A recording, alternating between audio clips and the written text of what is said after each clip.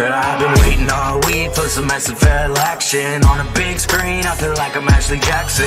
Quarterback sneak, 4th and 3, man, what's happening? Touchdown, championships trying to stack up. I've been waiting all week for some SFL action. On a big screen, I feel like I'm Ashley Jackson. Quarterback sneak, 4th and 3, man, what's happening? Touchdown, championships trying to stack up. Rushing like a bullet into the end zone. Defense, hold up, no scoring in the red zone. Throw it up, pick 6, I feel like I'm Josh Rowe. Throwing downs over the shoulder, think I'm Jack Winmo. I need me back to back, trying to be like Vulture. Cause a storm, cause I'm mighty, it's in the culture. Esports TV, YouTube, Twitch, SFL live tuning, you don't wanna miss. I've been waiting all week for some SFL action. On a big screen, I feel like I'm Ashley Jackson. Quarterback sneak, 4th and 3, man, what's happening? Touchdown, championships trying to stack up. I've been waiting all week for some SFL action. On a big screen, I feel like I'm Ashley Jackson. Quarterback sneak, 4th and 3, man, what's happening? Touchdown, championships trying to stack up. Next level like my entertainment. NXT on the stream, 8 p.m. on the beat. Catch me on the cam like I'm SFL commence. Yeah, you only got one chance, you can never miss. For the glory, revolution, feel my fury. Cause I'm a legend out in Canton, and I'm playing with dragons. I'm the king of this legion. SFL action, tuning this season. Kickoff! Are you kidding me? All they're gonna need is big pop, it's up in the air! And Oh, let's God. go now! There you go! That's how Kickoff City's gonna win! He's gonna go! Taser power! Touchdown! Quick! I've been waiting all week for some SFL action. On a big screen, I feel like I'm Ashley Jackson. Quarterback sneak, 4th and 3, man, what's happening? Touchdown, championships trying to stack up. I've been waiting all week for some SFL action. On a big screen, I feel like I'm Ashley Jackson. Quarterback sneak, 4th and 3, man, what's happening? Touchdown, championships trying to stack up. And welcome to the SFL's Saturday Showcase along with Mike St. Green. I am Cameron Irvine, and today it's the DC Dragons versus the Minnesota Legend. Season 19, Week 12. Good afternoon, Mike St. Green. How are you? Good afternoon, Cam. Great to be here, man. We are coming down the home stretch of Season 19. You know, it's been exciting so far, and we're expecting another exciting game here tonight. Yes, we certainly are. We had plenty of good action last night. We'll have those highlights at halftime. And here today, Mr. St. Green, it is the DC Dragons 9-1 against the 6-4. Check that, 8-1 DC against the 5-4 Minnesota Legend, and this game should be epic because Minnesota just is coming off of the Baltimore the victory over the Baltimore Vultures, and it was a tremendous win and accomplishment for Minnesota, but now they got to go out and do it again, beat another elite team here in this league. Yeah, no doubt about it. Another elite team, and their only loss is to that same Baltimore Vultures that the Minnesota Legend happened to beat. And the thing is, are they going to have like a hangover from last week? But I don't think so, because I've heard, in sports that defense travels, and so that means even though this team is at home, they play great defense, and actually both teams do. But this Minnesota Legend defense, they've been excellent all season long. They're one of the few teams that kind of held that great London offense, kind of in check this season, and I expect more of the same next. The Minnesota Legend are a half game back of the Sioux Falls Sparrows in the Central Division. After Sioux Falls got their win last night, Tulsa plays tomorrow. This is one of the tighter divisions in the league. And then D.C. is playing for their division as well. A half game back of Baltimore. The Vultures are off this week. The two will have a rematch in Week 14, the last week of the regular season. But, Mike, this game for both of these teams, not only does it mean staying in divisional races, but in Minnesota's case, they lose this game, they fall into 500 hell at the bottom of the power ranking. So I'm not sure which team feels like this game is more important for, DC or Minnesota. What do you think about that? Well, a big game, of course, for both teams, as you mentioned, but I lean towards Minnesota, this being a bigger game for them.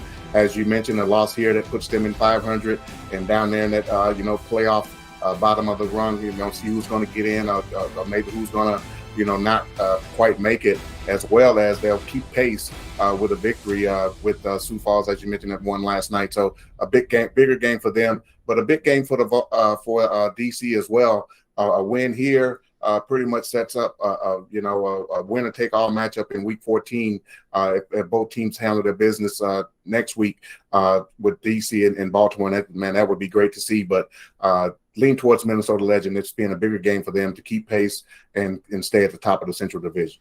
And on that note, Mike, for Minnesota, if they beat Baltimore and DC in back-to-back weeks, it's kind of hard to imagine this team losing again until the playoffs. I mean, if you beat Baltimore and DC in back-to-back weeks, who else is going to stand in your way? You know what I mean? Yeah, I hadn't quite looked ahead to see who they have in front of them, but not Baltimore and DC. but any given sim day, as I've said before, we don't know what could possibly happen. I think they have Indianapolis again later in the season with that rivalry that these two expansion teams have developed early on in their lifespan in the league. So anything can happen, but yeah, it'll be hard to believe that anybody could beat this team if they would beat two of the top teams in the league that we have right now. If you're tuning in for London and Los Angeles, that game was flexed out to our SFL Twitch channel. You can see that game kick off at the top of the hour at twitch.tv/simulationfl.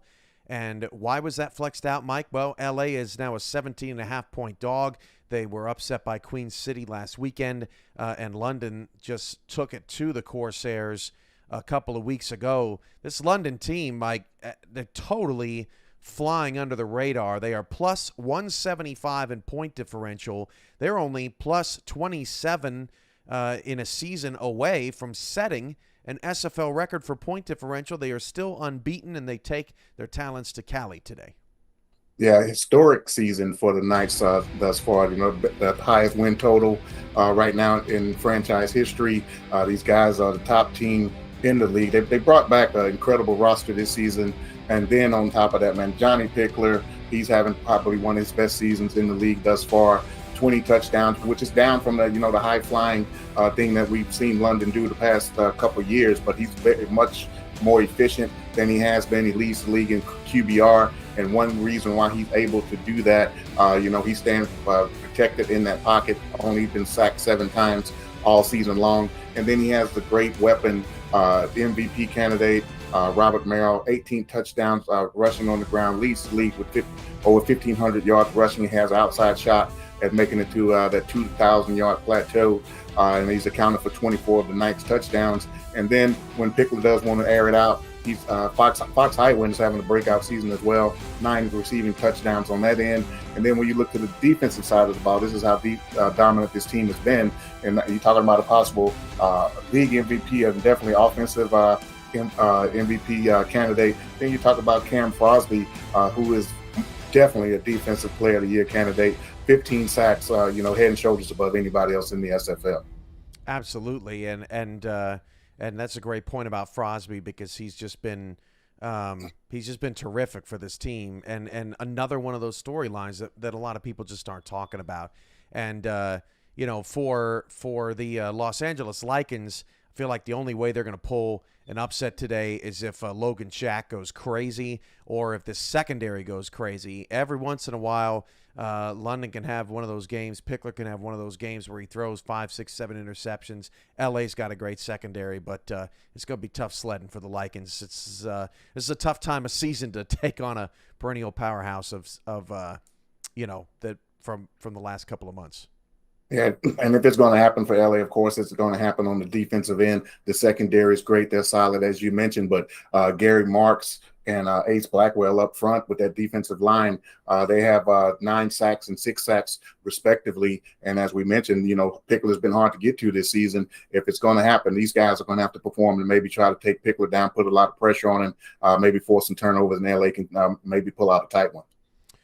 All right, well, moments away after the break, it is the Minnesota Legend and the DC Dragons. 5-4 Minnesota, 8-1 DC. Should be a terrific football game. We will see you back after the break. Mike Daggs, Gerald Smith with the call. It's the SFL presented by APM Music on Next Level Sports. Mike St. Green and I will see you back here at the half. Enjoy the game.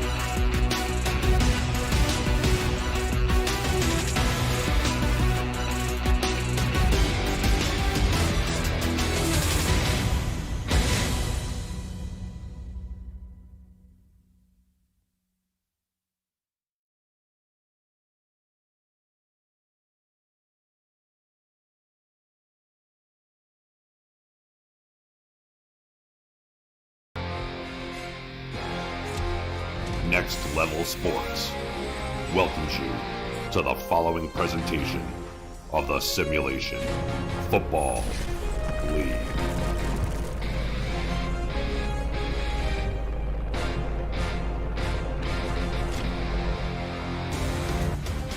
Good afternoon, everybody. Week 12 action continues this evening at Northwood Stadium in St. Paul, Minnesota, as the Minnesota Legend will host the DC Dragons. Good afternoon. I am Mike Daggs. Joining me in the booth is the king of nicknames, Gerald Smith. With us on stats, Dakota Buzz and Mel Davis. You are watching the Simulation Football League presented by APM Music on Next Level Sports. Gerald, how you doing this evening? Doing great. A potential playoff preview. We couldn't ask for a better matchup. I agree, Gerald. Today's game features two teams in a hotly contested playoff race in their division. DC on an 8-game win streak, and they're still in second place in the Atlantic Division. They're red hot, but looking up at the division leader, Baltimore. Minnesota did DC a favor, though, and served Baltimore up with their first loss of the season last week, which also gave the Legend their second win in a row. These two wins created a three-way tie for first place in the Central Division with Sioux Falls and Tulsa. And with Sioux Falls winning last night, they'll need to win here to keep up. Both teams desperately need to win tonight in an attempt to take a lead in their respective divisions. How are they going to go about doing that?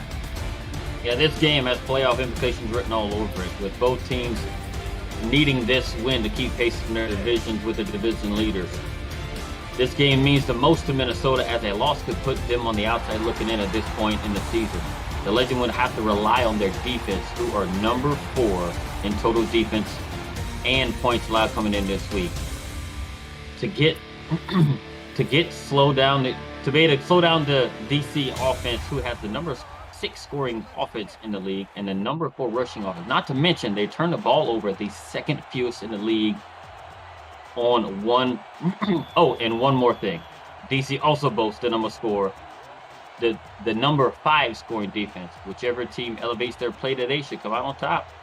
All right, well, as Matt Wilson would say, there's only one way to find out, and that's on the field. So we'll head down to the field where kickoff is underway. DC is going to be out on offense first, and they return the ball up to the 25-yard line, and that is where the quarterback, 6 seasons in the league, Shabazz Synergy, will take to the field for the DC Dragons. The starting offense for the Dragons, quarterback Shabazz Synergy, the halfback Kevin Say, fullback Chuck Steller, the wide receivers Gus Scott, Ronnie Shanahan, Mike Churchill, and Josh Gill, the tight ends Lauren Percoco and Craig Westlake.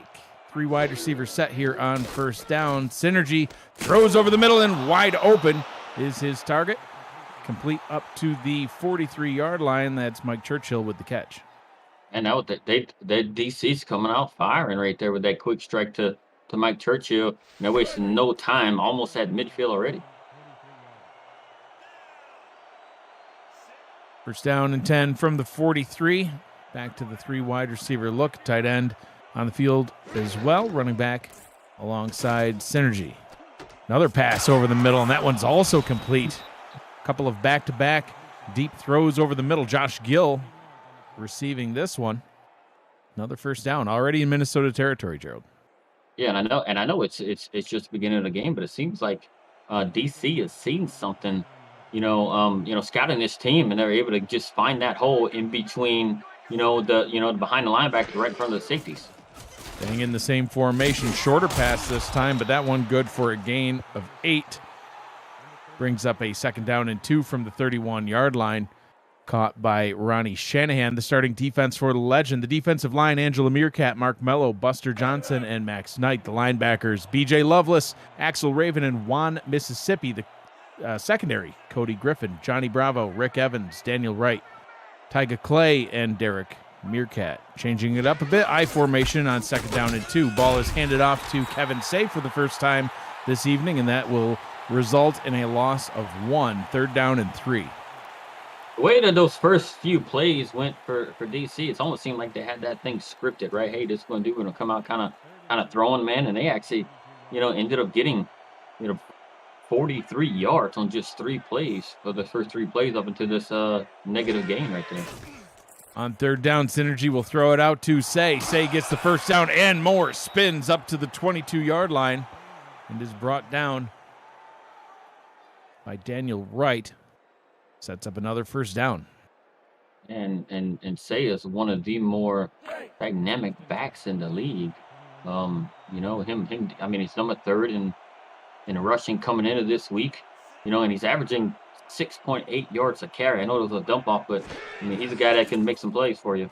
Play action on first down, throwing it out to the right-hand side. That one in danger of being picked off. B.J. Lovelace in on the coverage. Falls harmlessly to the turf. Second down.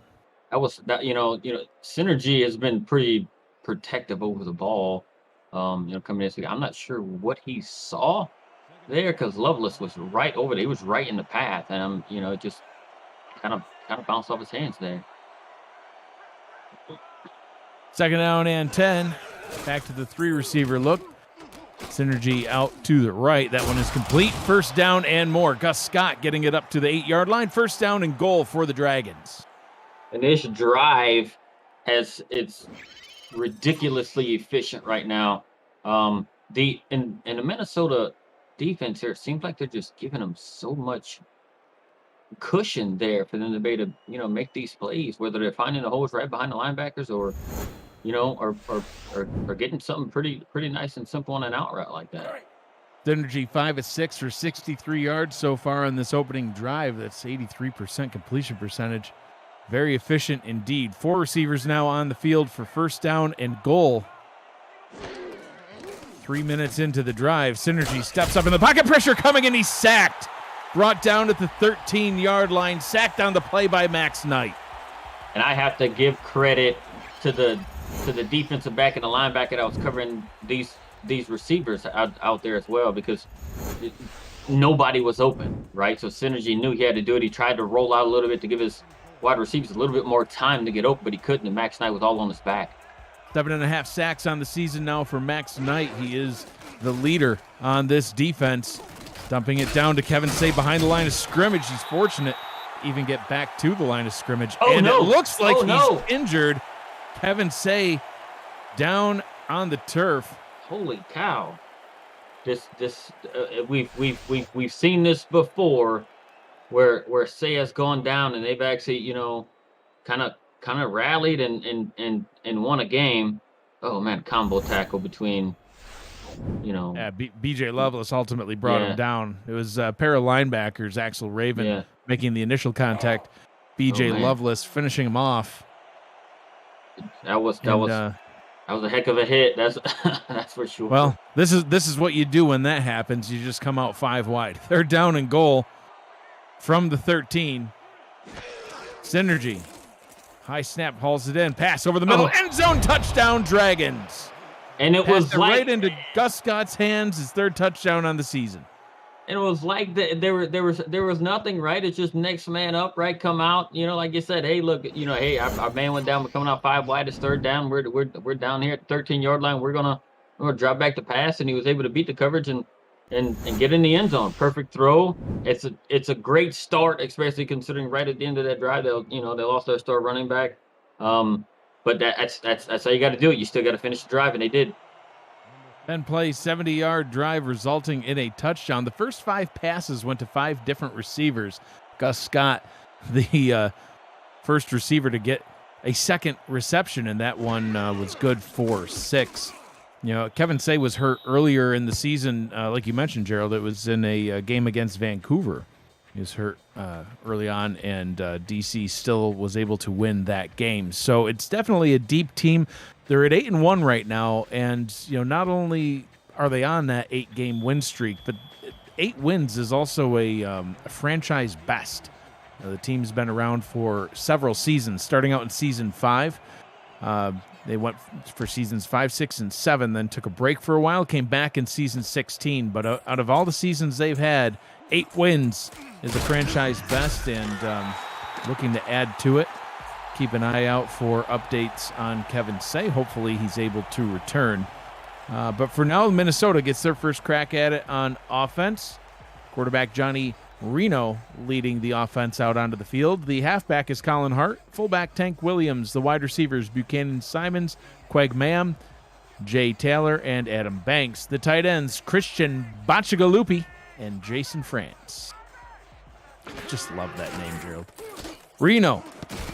Quick pass over the middle. Well defended. That one's incomplete. Trying to hit Jay Taylor. 2nd down. Yeah, I think Bacigalupi, I think he won the season 19 name contest here, especially in our booth. That's for sure.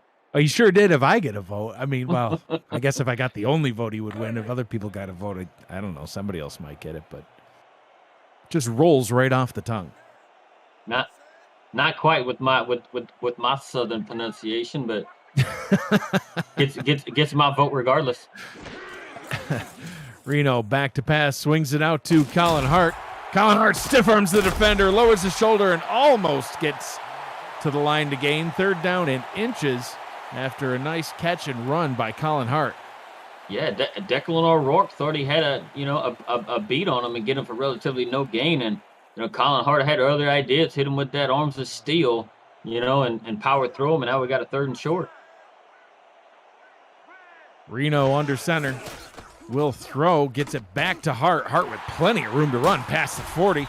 Gets up to the 43-yard line. Easy 1st down conversion on that play. The starting defense for the Dragons, the defensive line, Saeed Gore, John Gary, Jose Fuentes, and Benny Butcher. The linebackers, Declan O'Rourke, Riley Cuse, and Nathaniel Diggs. The corners, John DeSantis, Peanut Say, and Daryl Bullock. The safeties, Ty Woodson, Jorge Torres, and Josh Vasquez. 1st down and 10 from their own 43.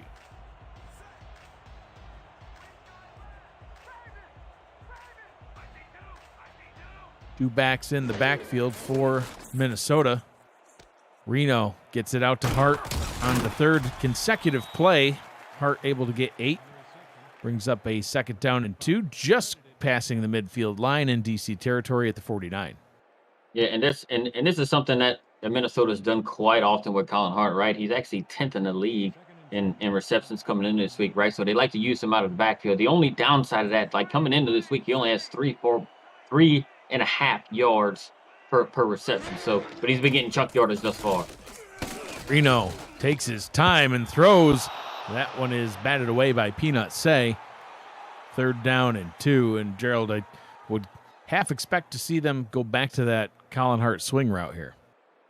Yeah, I mean, that's what's been getting them their most yardage so far, on this drive, right? And it looks like the way the DC defense is playing, right, seems like they're giving it to them. So, if Reno takes a look at what they're giving them, with their guys kind of playing off, and it looks like they're playing some sort of a man coverage here. So if they do dump it off to Colin Hart, they might have some room. They've already converted a 3rd down once on this drive. Can they do it again? No. Colin Hart taking the handoff and running right into the waiting arms of Nathaniel Diggs. They'll spot it right back at the midfield line. 4th down and 2.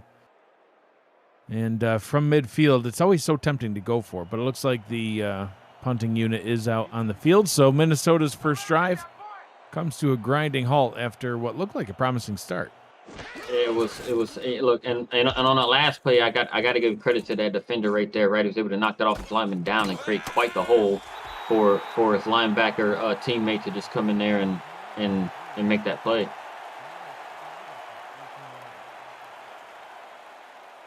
First down and 10 for DC at their own 18-yard line. Had a great opening drive. See what they can do on drive number 2. Very efficient, as you mentioned, Gerald. Sebastian Synergy, 7 of 8, 76 yards, and a touchdown. Nearly a perfect quarterback rating. You would think it almost would be. Synergy swings it out down to the bottom. And Kevin Say, we have an update, but we can't see it. Gerald, I think it's a curse of ours that happens every time we get an update. There's also stats at the same time, so it's just going to be a mystery. But for now, Kevin Samuels, Samuels, or we're gonna have Mr. Mr. Jermaine Smith knocking on our door, so you can't call our darn games because you got the curse on our star running back here. I think we do. He's not going to be pleased, and that's not a man that you want to make upset. Free play. We'll see what they want to do. They got a nice gain by Kevin Samuels, but they will actually accept the penalty. It's an interesting strategy. I mean, it's still early on in the game. It probably ultimately won't matter, but the running play went for more yards than the penalty. So they're actually backing the ball up a little bit, but it remains first down instead of, I guess I thought they accepted the penalty. It looks like they declined. Yeah, to give themselves about, 2 plays to get 4 yards instead of 1 play to get 2. I like them accepting the penalty there. Well, on 2nd down and 4, Samuels takes the handoff again and only gains a yard. 3rd down and 3. So, yeah, if they had accepted it, Gerald, it would have been 1st down and 5. But I guess they declined it, and it was 2nd down and 4. So now already 3rd down and 3. Yeah, it's strange. A gamble. But, look, they can.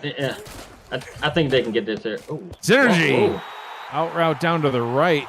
Tipped, and Mike Churchill nearly able to get the completion, but that one falls down to the turf. 4th down and 3. So the Dragons' second drive not quite as good as the first. Don Wilson on to punt for DC. Yeah, with this lead, right? Them up 17-0 and having to strengthen their defensive side as well. It seemed like they just played this drive a little bit conservative. The one I liked, like whenever they played against Vancouver, they threw the ball at the end of it all 57 times, right? So they relied on, their quarterback to make plays. Punt taken up at the 45-yard line. Adam Banks in on the return, and, ultimately, Gerald, they were at midfield, had to punt. Defense did what they needed to do, and they get the ball back only 5 yards shy of where they were. So Minnesota basically picking up right where they left off on drive number 1. Yeah, and they can make something happen here, man. They just have to find especially getting Colin Hart involved out of the backfield, which has been the most successful side of their offense thus far. You were saying Colin Hart tackled for a loss on the play. Second down and 12. They got to dump it to him. They got to throw it to him coming out of it. Handing it to him hasn't been successful thus far.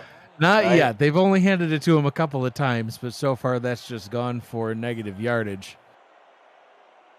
2nd down and 12. Here comes the dump off.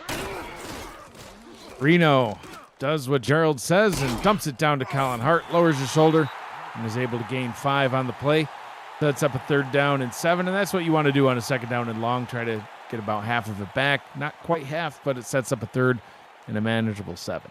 And it's going to be interesting on how they kind of handle these third downs, right? Because they haven't been overly successful in these third downs, right? So far this game. So, it's going to be interesting how they handle it. If they can convert these things. Reno throws into traffic, but that one is caught, and they are able to convert. First down and 10 from the DC 40, connecting with Adam Banks.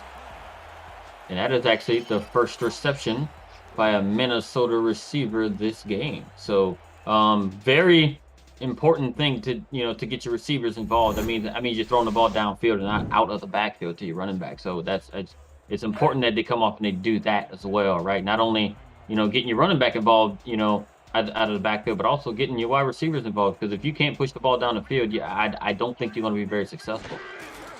Reno to throw once again, trying to connect with another receiver, and does. I believe that was Quig Mam. Nope. Correction, that was Buchanan Simons, the 9-season vet. First season on Minnesota, well, along with every other player. Coming over in free agency from Charleston. A nice acquisition by the legend. And I'm really liking the way they're doing it, right? They're getting aggressive here, and they're going to try to push the ball down the field. Reno under pressure quickly dumps it down to Hart. Tackled for a loss on the play, Gerald, but it looked like he was about to get sacked anyway. So one loss is as good as the next, I suppose. Well, I guess quarterbacks are not really known for taking hits and holding on to the ball quite well. So I don't blame him for dumping it off. You see a big, large man coming at you like you seen coming right up the middle. I would do the same thing here. Just get rid of it, and you have a safety valve out there in Colin Hart, and hopefully you can make some plays. 3 receivers set, 2 backs in the backfield. Reno under center. Reno has time, throws over the middle. That one is caught for a nice gain. We'll gain 9 on that one, Gerald. That was into heavy coverage as well. 3rd down and 3, 30 seconds to go here in quarter number 1. Yeah, Adam Banks has been finding a little bit of space, getting behind the linebackers there and finding himself, quite open. So this 3rd and short, they might run, they might pass. Gets it out too hard. Oh, nice block, and he's into the end zone for a touchdown. Colin Hart. That play's been working well for him today, Gerald, and that time it goes for 6. Yep, and he had his tackle, Mr. McGregor, out there leading the charge. Watch him. He got out there pretty quick, and and Reno got the ball out to him quick. McGregor's right there. Bam. Put a hit right ball on the linebacker right there on Riley Hughes, and that sprung his teammate for the score, and that's the drive they needed to get their ball club back in the game. Yeah, absolutely, Gerald. 7 plays, 50 yards, 15 yards swing route pass to get them into the end zone for 6. Mickey Melillo onto the field for the extra point. Kick is up, and it's good. Colin Hart, he's definitely been active, Gerald, but in the receiving game so far. If you are new to the SFL, the Simulation Football League combines traditional sports, esports, and a role-playing game into one. Team strategies are being executed in real time by our simulations as real-life players compete on the virtual gridiron.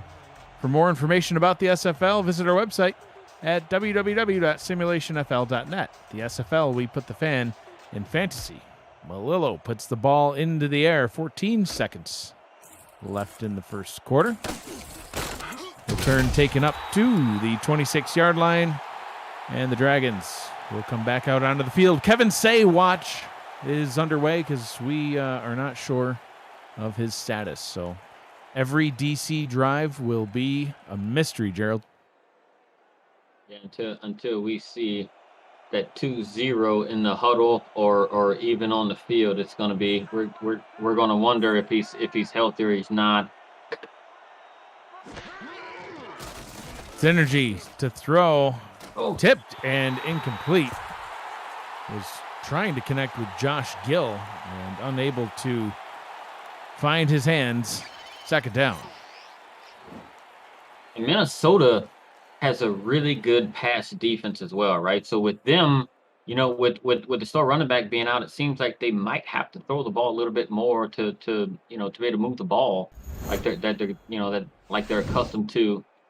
So it's one good thing about DC. They don't turn the ball over, right? They have the second fewest turnovers in the league, so they're pretty protective of the ball. You know what I mean? So, but going up against that pass defense, we're going to see who's going to prevail. 3 wide receivers out to the left, 1 to the right.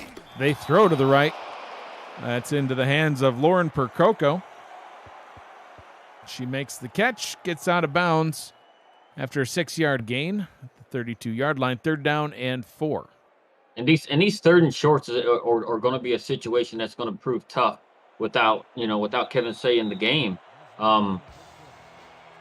We will see if Kevin Say returns as this game rolls on. But for now, that's the end of the first quarter. Dragons 7, Legends 7. Find out what happens next after this. Stay with us.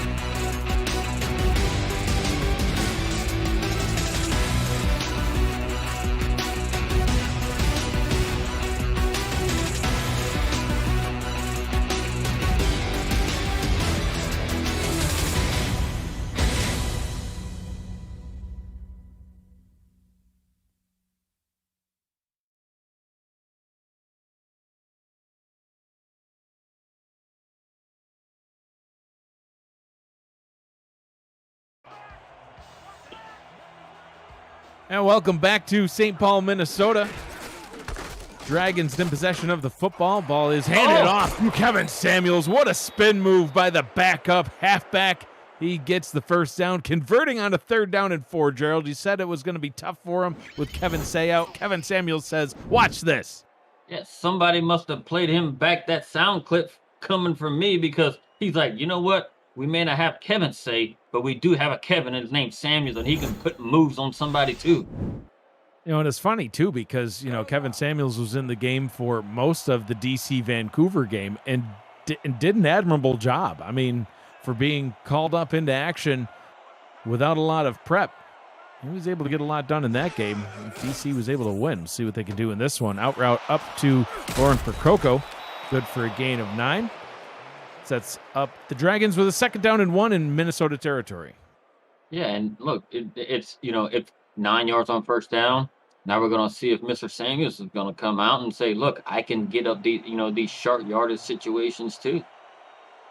Lauren Percoco was 2 receptions, 18 yards last week in their win over Tulsa. Already has 2 for 15 this week. And Kevin Samuels not doing quite as well that time. He'll lose 3 on the play. Well defended by Minnesota. Brought down to the backfield by Cody Griffin. 3rd down and 4.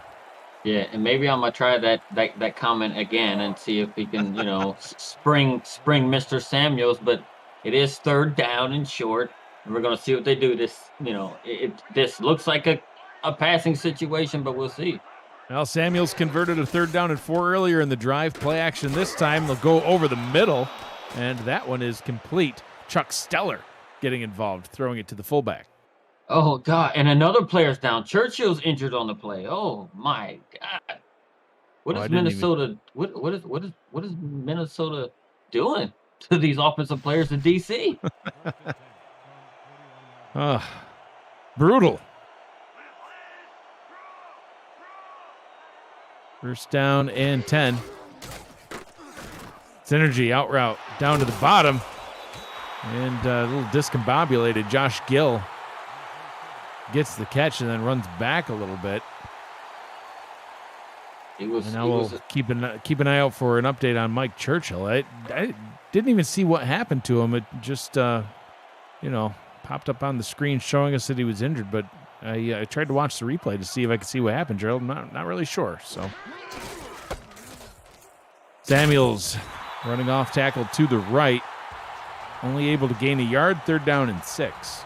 Yeah, these injuries thus far, right? We don't know the extent of those injuries on those 2 players, but it's definitely going to test this DC offense against this really, really good Minnesota defense. Yeah, absolutely. 5 wide on 3rd down. Synergy pumps, throws over the middle. That one's complete.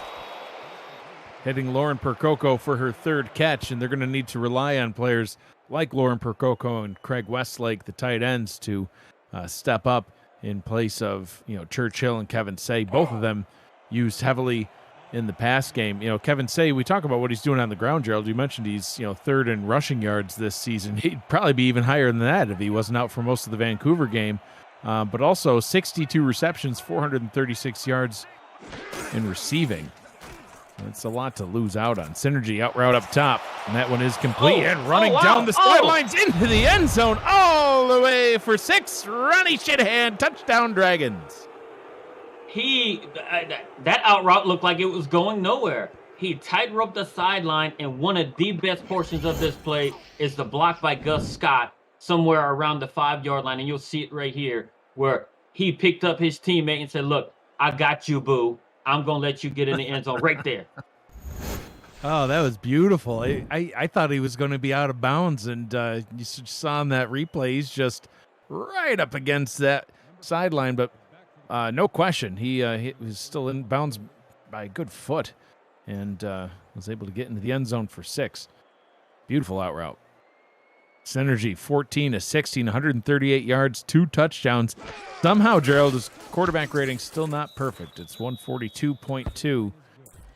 Just absolutely sinister. The SFL Network is coming to the ESTV Plus app.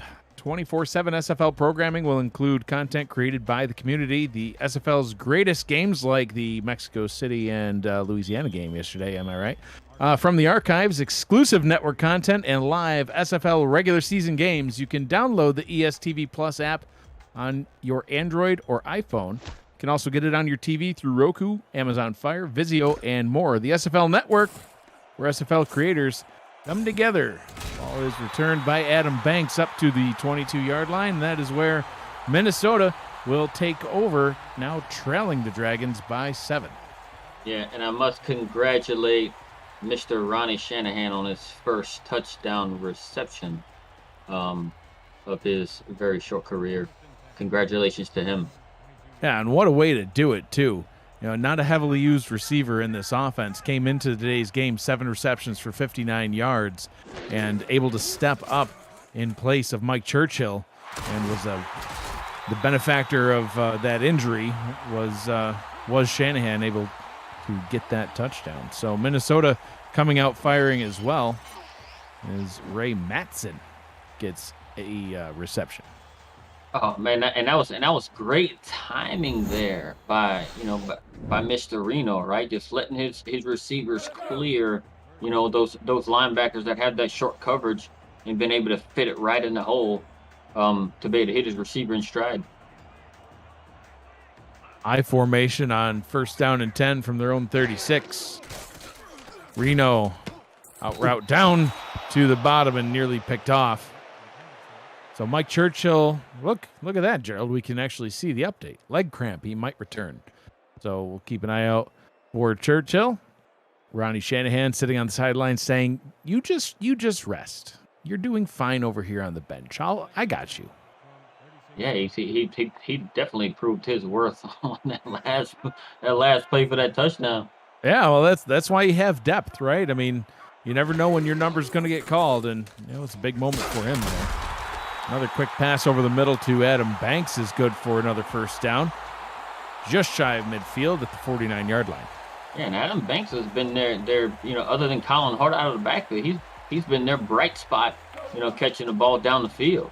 So he's, it seemed like they're definitely developing a good relationship, at least this game, quarterback to receiver.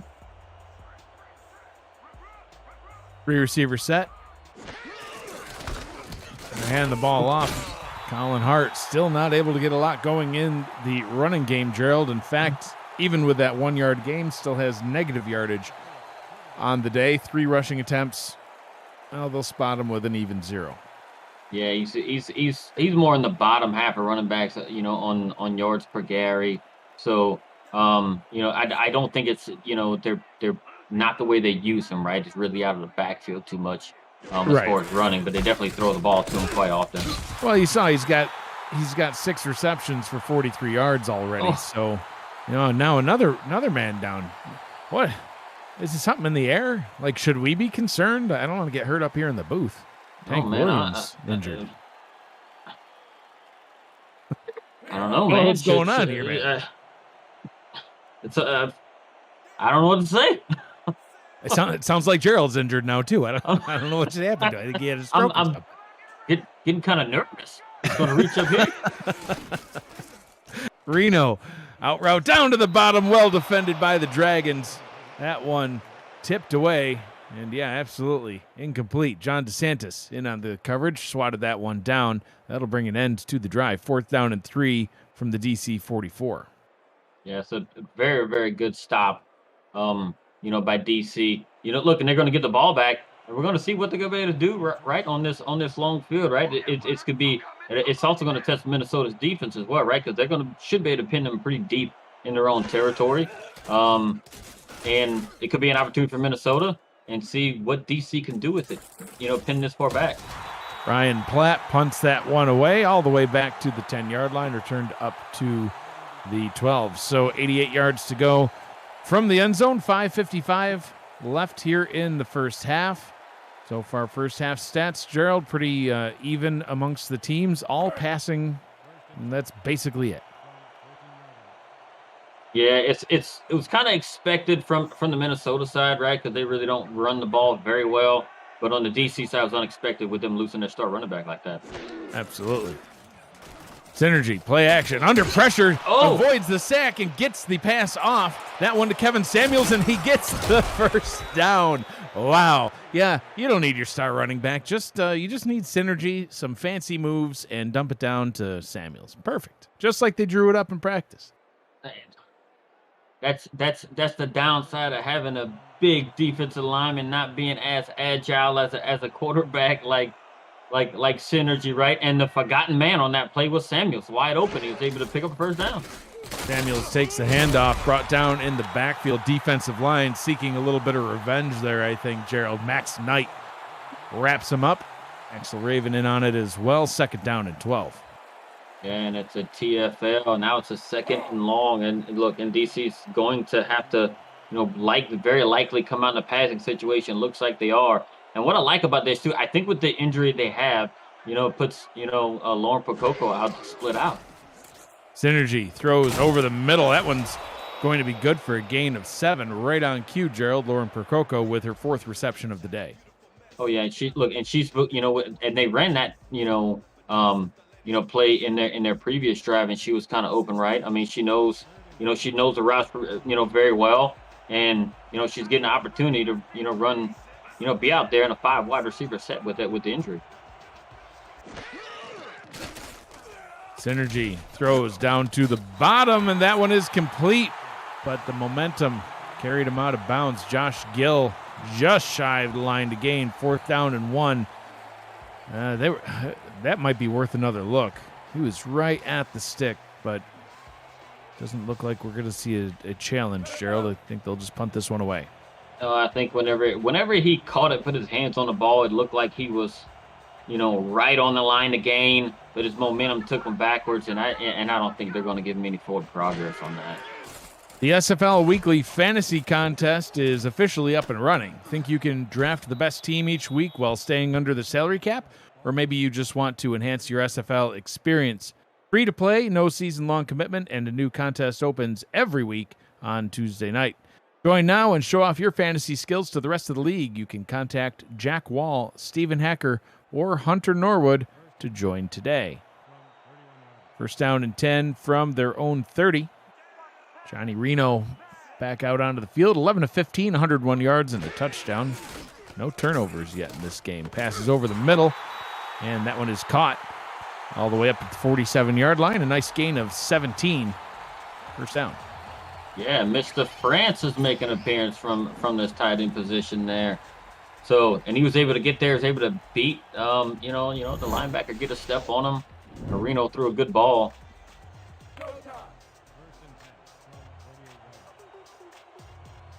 First and 10 from the 47. Still trailing here at home.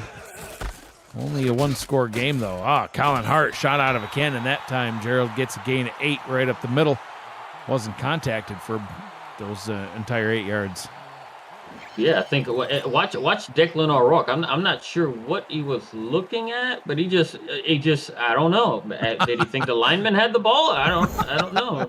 I don't know. He started chasing down the center, Brandon Davenport.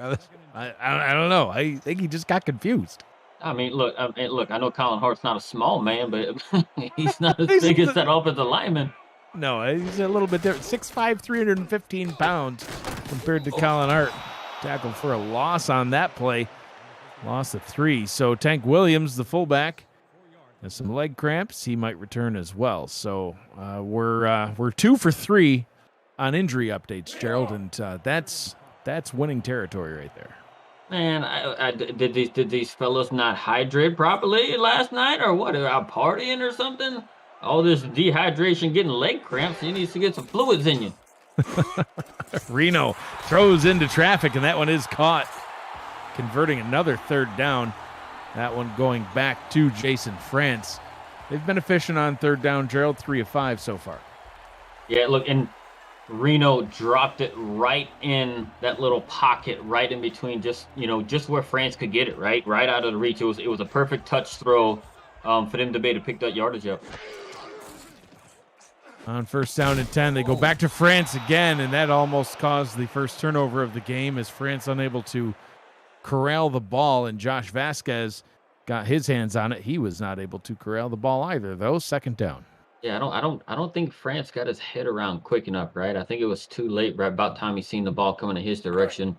Reno, probably may have threw a little bit early, but hey, he's seen this guy wide open right there in the middle, and France just didn't see it till it was too late. He got his hands on it, but he just wasn't able to corral it in.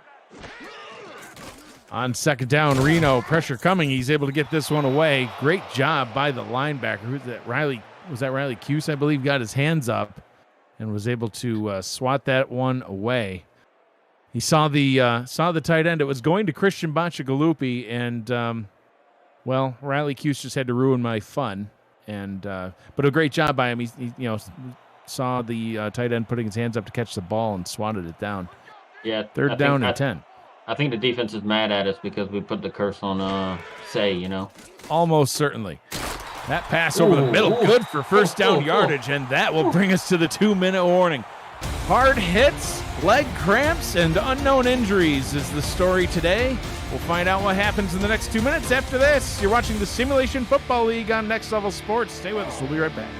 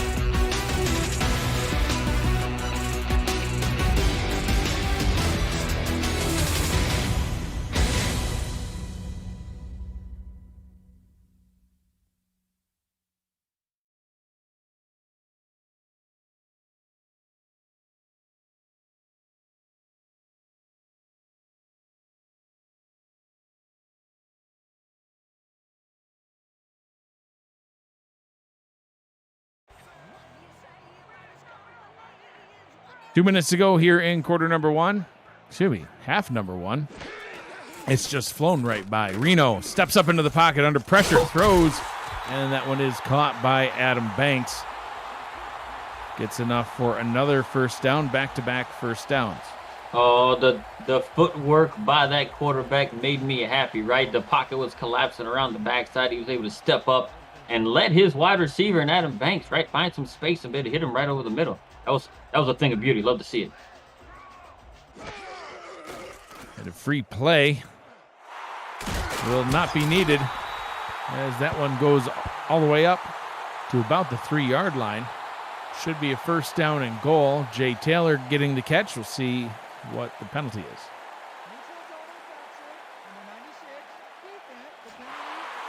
And it is indeed a neutral zone infraction on John Gary on the Dragon defensive line. That's declined. So first down and goal. Minnesota knocking on the door, looking to get this one tied back up. Yeah, Jay Taylor was trying to carry 6 men into the end zone there. Didn't quite get there, but and this is interesting, right? We're going to see how they're going to use Colin Hart right here, right on the 2.5-yard line. Reno will throw, goes up top to Bachagalupi, and he steps out of bounds. No gain on the play. Second down. Bachagalupi was so excited to get that pass. He saw the end zone and put a toe out of bounds. Darn. It's unfortunate because that was, so close to being his first career touchdown, and it was not to be. They're still out there, though. There's still hope. Reno under center on second and goal. Gets that up to Colin Hart. Hart with some blocking, spins, end zone, touchdown, Minnesota. Yeah, when I've seen that formation, I'm like, well, it depends on which way they're going to swing it. They swung it to the short side. Colin Hart had room. He put a spin move right at the end to, secure those 6 points. I don't even think he really needed to hit the spin move, but he did it anyway. That was just for show, man. Right. And he spun right into him. I don't know. Maybe he was challenging them defenders, I'm sure. Second receiving touchdown from Colin Hart tonight. He only had 3 receiving touchdowns on the entire season. So great to see that from him. And that's what's got the points on the board for Minnesota tonight. 9 all-purpose touchdowns for Colin Hart this season. An 11-play, 67-yard drive. All tied back up at 14 apiece. Coming up on the APM Music Halftime Report, Cameron Irvine and Mike St. Green will break down the first half between the Dragons and the Legend. Check in on the playoff standings. Highlight Friday games from around the SFL, including the Louisiana Revolution versus the Mexico City Aztecs. Shame on you. They'll go over the latest league polls and update you on action going on in California between London and Los Angeles. It's all coming up on the APM Music Halftime Report. We've got a game update from Los Angeles. We'll go back to the SFL studios. Cameron Irvine, take it away. Thanks, Mike. Mike St. Green, Los Angeles' defense steps up. Yeah, this LA defense stepping up and possibly maybe a little playoff clinching hangover from London. Tazzy Blackwell falls on a fumble from Robert Merrill. LA and London tied at 0. Back to Mike and Gerald.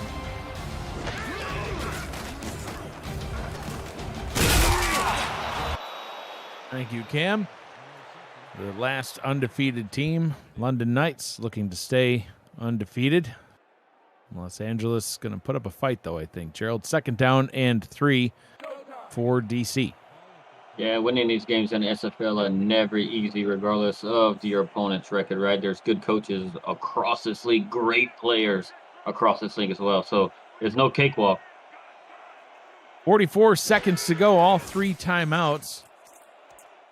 Ball is caught up top, stepping out of bounds, stopping the clock.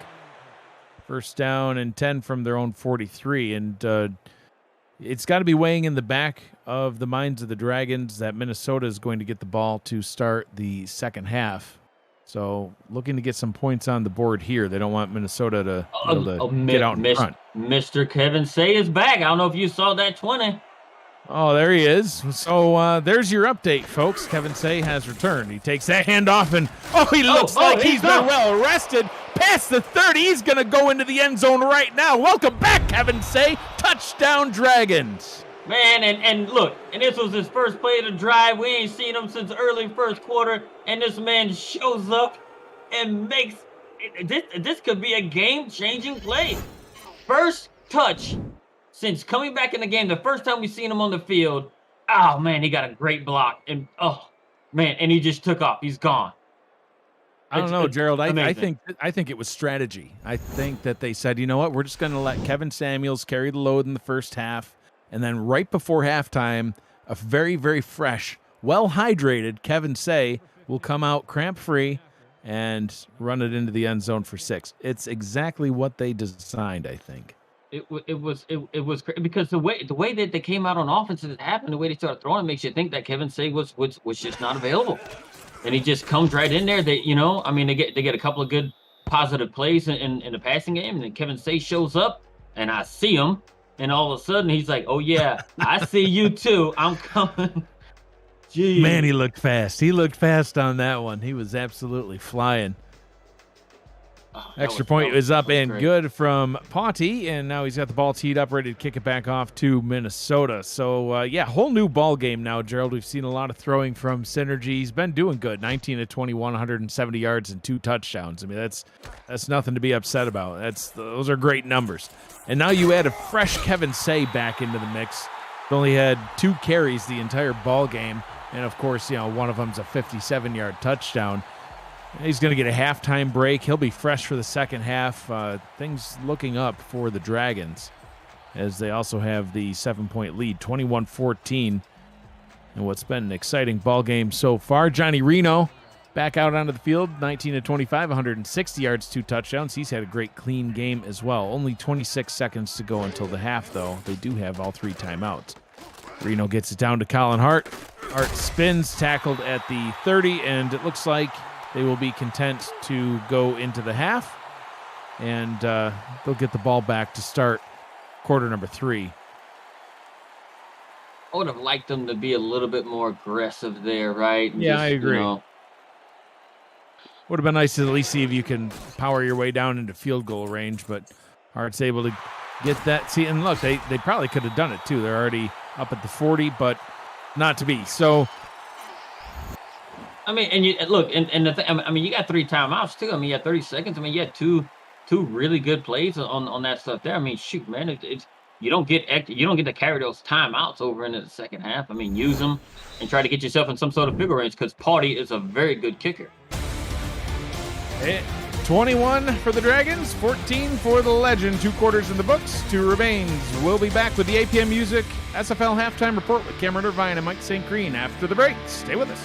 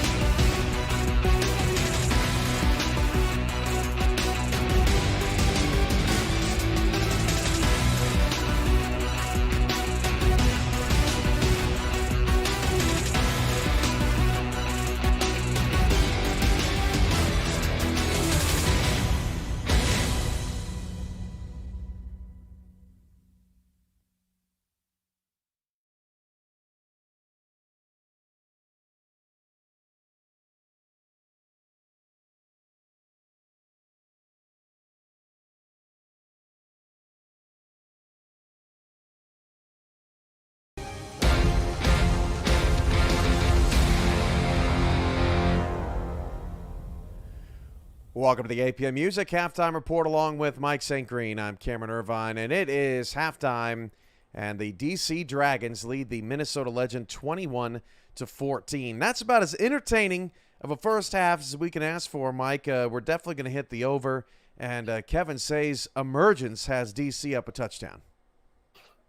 Yeah, that's surprising that we're going to possibly hit the over in this game. I expected a much more low-scoring game, but these are two quality teams and actually two pretty efficient and quality offenses that both of these teams put out on the field. Kevin Say was injured for majority of the first half for the DC Dragons, but Sebas Synergy, he's been great all season long. He's been very efficient, at the quarterback position, third in the league in passing completion percentage with, over completing 75% of his passes. So it's no surprise we've seen this before. In a game that Say was injured in, DC, they seem to be just fine, and they seem to be operating very efficiently tonight. 19 of 21 for 170 yards, 2 touchdowns, no picks for Synergy in the first half, and that has DC up 21-14. Pretty good first half out of Minnesota as well. They're doing a lot of what we saw last week, getting Colin Hart involved in the passing game and spreading the ball around pretty good too. Adam Banks with 5 catches, but Buchanan Simons quietly, Mike, very quiet, 1 catch, 13 yards. DC's been doing a pretty good job. Kevin Say, who's on our graphic here today, had a great game last week, holding it down with the rest of that secondary. Yeah, haven't heard much from Buchanan Simons. We haven't heard much from Jay Taylor. It's pretty much been Colin Hart. There's been most of the offense for the Legend, but these guys, they can if they can make a few plays defensively. I know they hated to see Kevin Say come back. We like to see him for our entertainment purposes. He's third in the league in rushing, third in yards per carry. As you saw, he could be very explosive. So Minnesota didn't like seeing him. I was glad to see him back. But these guys are going to have to make a couple of plays on defense, slow these guys down, and hopefully make enough plays on offense to get back in it. Kevin Say's 4th straight 1,000-yard season since he was drafted by the DC Dragons. All right, that's what's going on in Minnesota right now on Next Level Sports. But now to the best of Friday night in the SFL. Mexico City and Louisiana gets us started. Louisiana's up 10-0, and the Aztecs approach this game differently, Mike St. Green, as Phoenix Jones gets a long run off left tackle. That went for 32. Next play, line shifts for Louisiana, and the handoff to Ray Bentley, and he's got a touchdown. Mexico City's on the boards and cuts into the deficit 10-7. Yeah, talk about injuries. Ray Bentley was coming off of an injury last week that he really didn't perform well, and he's getting back, to his old self right there with a big touchdown run. A toss. Ray Bentley, another big gain. He ended up being the player of the game in this one. Pick it up 13-10, middle of the third quarter. Matt Wilson can still pass. That's a touchdown to Jason Bartley.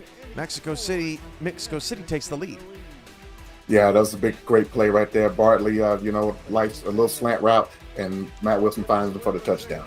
Louisiana wasn't done mid-fourth quarter. They get a touchdown there, make it 24-20. Aztecs up just 4. Now, 4th and goal at the 8. This pass is caught by John Michael Sutton. He fumbles the ball on 4th and goal. Liam Ryan forces the fumble. This was with 1:25 to go, but the defense would end up getting another stop and another chance. Yeah, this was a great opportunity here for Louisiana, and they just fell short right here with the fumble. But I have a feeling this may not be their last opportunity. Defense gets a stop. Now 1 second to go. They're on the 1-yard line. Mike, what are you going to do? 3 off the left side. Watch Randy Squarebush in the backfield. 1 second. He's wide open. Tommy Utah throws into double coverage, and Mexico City clings to a 24-20 victory. Canton in Vancouver to take on the Legion, and Justice Blackwell balling for the Legion recently, Mike. Christian Brown finds him, and Vancouver goes up 14-3. Yeah, Justice Blackwell had a huge game yesterday, and Christian Brown is kind of rounding into that quarterback position over there for Vancouver. The free agent pickup, he's been looking pretty good over the past few weeks. These two teams recently going in opposite directions, but not in this game. Cameron Curtis looking for the former Vancouver Legion, Kendra Hall. He's picked off there by Mark Lopez. Canton had won 4 games in a row before their loss last week, and Vancouver's been on a slide, but it was all Legion on this night. Fourth quarter, Robert Redford, not a ton of offense in this one, but Robert Redford was the lone bright spot on either team, Mike. Yeah, Robert Redford doing the things that we're accustomed to seeing him do. A big run right there, set up Vancouver for this another touch and another touchdown run for Robert Redford. 24-6, they would tack on a safety and this interception. Bad night for Robert Johnson. Vancouver beats Canton 26-6 to improve to 6-4. Battle of the Birds, Carolina and Sioux Falls, a combined 8 sacks in this game. We pick it up in the fourth quarter, 9-0 with 4:23 to go, and that is Matt South to Tony Zoma. Tony Zoma with a nice season this season, moving over from fullback to the outside position, and with a nice touchdown there catch from Matt South. So now Carolina down 9-7. Their defense gets a stop, but Darius Hawkins gets a safety for the Sparrows, makes it 11-7. Sioux Falls off the free kick would add another field goal, make it 14-7. And the last gasp chance for Carolina picked off by Jay Ringgold. Mike, Sioux Falls scores 14 points in this one with no touchdowns. Bizarre game. And this is typical type of Sioux Falls things that we've seen from them in the past. We've seen them got quirky games like this, and their defense is more than capable of keeping them in them. And you saw them keep them in the game last night. Arizona and Jacksonville, what a wild one here. Look at this run from Jared Willis, down 20-3 with 4:40 to go in the third, and there is no better showboat than this out of Jared Willis. I mean, he is just giving it to Everett Garrison, then turns around and talks some smack. He must have known something that we did not, because that got the Jacksonville crowd going, and it got the Jacksonville Kings going, the 1-8 Kings who have struggled this season. Fourth quarter, Arizona's up 23-10. That pass is picked off by Bernard Gooden. Yeah, Jared Willis, let's get back to him. Showboat next time when you're probably up a couple of scores as opposed to being down by 20. But like you said, maybe he knew something that we didn't. Deep ball to Kingston Ellington, and all of a sudden, the Jacksonville Kings are turning up the juice. 6:25 to go in the quarter. Jordan Sipe down the middle. That pass hauled in by Caesar Ackerman. They love the tight ends in this new Kings offense. 4th and 1 at the 6. Jacksonville, this is the ball game right here. If they don't convert this game is surely over. And Sipe throws a touchdown. That's Ackerman again, and it's 23-17. Arizona's next possession. Another look at the excited crowd. Jackson, 5 wide. Just a minute later, and she's picked again, Mike. What is going on with Jackson? No picks in 2 consecutive wins and 6 interceptions in the last 2 weeks. Yeah, her efficiency, it goes along with Arizona's success, and she's really been struggling over the past couple of weeks, and this is a huge reason why Jacksonville were able to get back into this game. Pass pick by Stuart Zomilia. So 2:52 to go in the fourth quarter. The 1-8 Kings up against the 6-3 Scorpions, and it's a jump ball, and it's won by Grayson Willis. Everett Garrison getting owned again there. 3rd down and 2 under 2 minutes to play. Sipe, cool, calm, and collected rookie, finds Grayson Willis again. 1st down to the 13-yard line. Quickly now, 1:05 to go. 1st and goal at the 1. This time, a team in the East Division punches it in from 1 yard out. Jared Willis with the touchdown, and Jacksonville takes the lead 24-23. Unreal. Yeah, the Kings are a whole lot better team when Grayson Willis is doing the things that Jared Willis is doing the things that he was able to do in this game. And we saw it last night with the great comeback and a big play right there to close it out for the Kings. Yeah, did you see that 4th down? Not ideal. That was ugly from Jackson to Hayden, and the Arizona Scorpions surprisingly fall to the Jacksonville Kings in a major upset after they trailed 20-3 in that ball game. So your updated playoff picture is as follows. As you can see now, Fort Worth still in the lead on Mexico City thanks to their win here on Next Level Sports last weekend. But Houston has Vegas tomorrow, and if they win that game, it's a 3-way tie, and I believe, Mike, Houston's got the sweep on those 2 teams, and the Houston Headhunters would be your new South Division leader. Yeah, a huge game for the Headhunters tomorrow for us playoff positioning. They could take over, first place in the South with, by head-to-head wins over Mexico City and Fort Worth. And from the way the standings look right now, they would get that very, very important bye week in the playoffs. With all of the shuffling, Arizona falls to 7. Sioux Falls in 8. Now Lone Star and Minnesota flipping back and forth with all these strength of victories they've been going through. And Minnesota, as of coming into this game, in 12th place. Lone Star slides up into 11th. And still all 4 South teams are involved in the postseason picture. Here's your new outside looking in. And thanks to 3 different 4 and 5 teams losing yesterday, Mike, it's now Queen City and Portland making their first entrance into our playoff graphics this season. They play each other tonight, next at 9:05 Eastern on SFL YouTube, and the winner is going to go to 5-5 and put themselves in pretty good shape to make this postseason.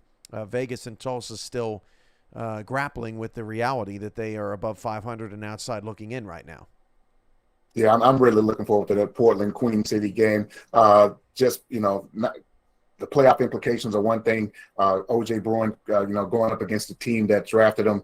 Is that in Portland? Yeah, he's going back to Portland to play his old team, I think, unless I'm mistaken if he's at home. But he has his old team that drafted him, spent 2 seasons there, and I'm pretty sure he's looking forward to going up against them and possibly, setting himself up nicely in the playoff run.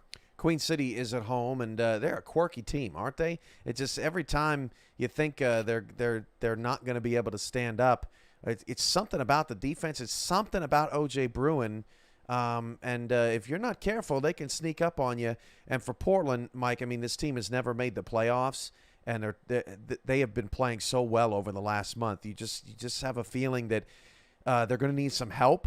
Right, things got to fall their way. Somebody in this top 12 or that outside looking in has got to go on a free fall to give them an opportunity to sneak in. But Portland's a frisky team too.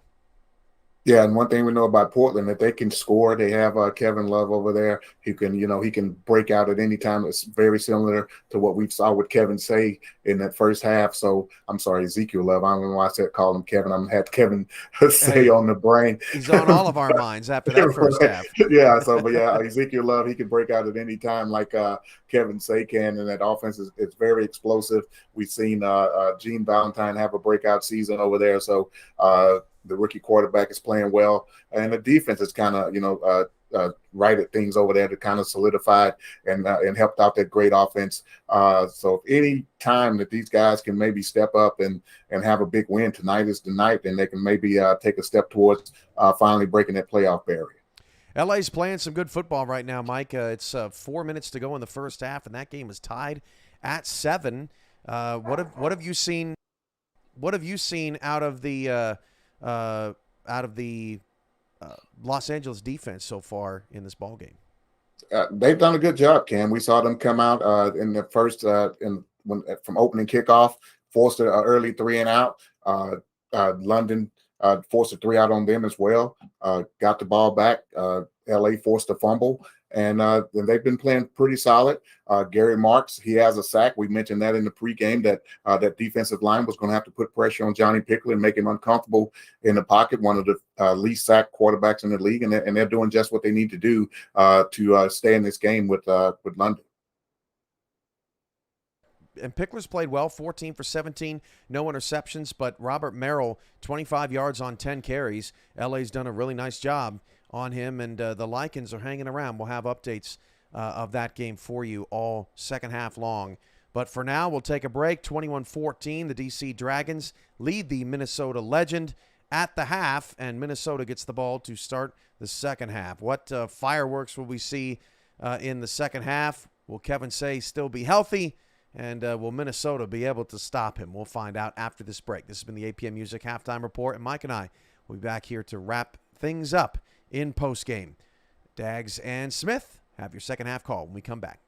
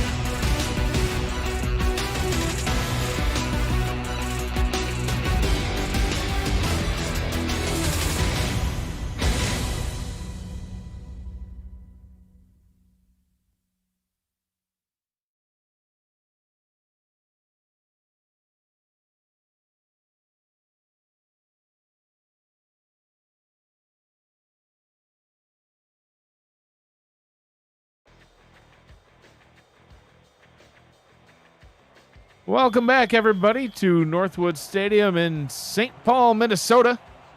We got a 21-14 exciting ball game here. I'm Mike Daggs. He is Gerald Smith. With us on stats tonight, we've got Dakota Butts and Mel Davis. Kick return brought up to the 26-yard line by Adam Banks. And Minnesota back out onto the field on offense to get the second half started. Johnny Reno back out on the field, 21-27, 2 touchdowns, 174 yards passing.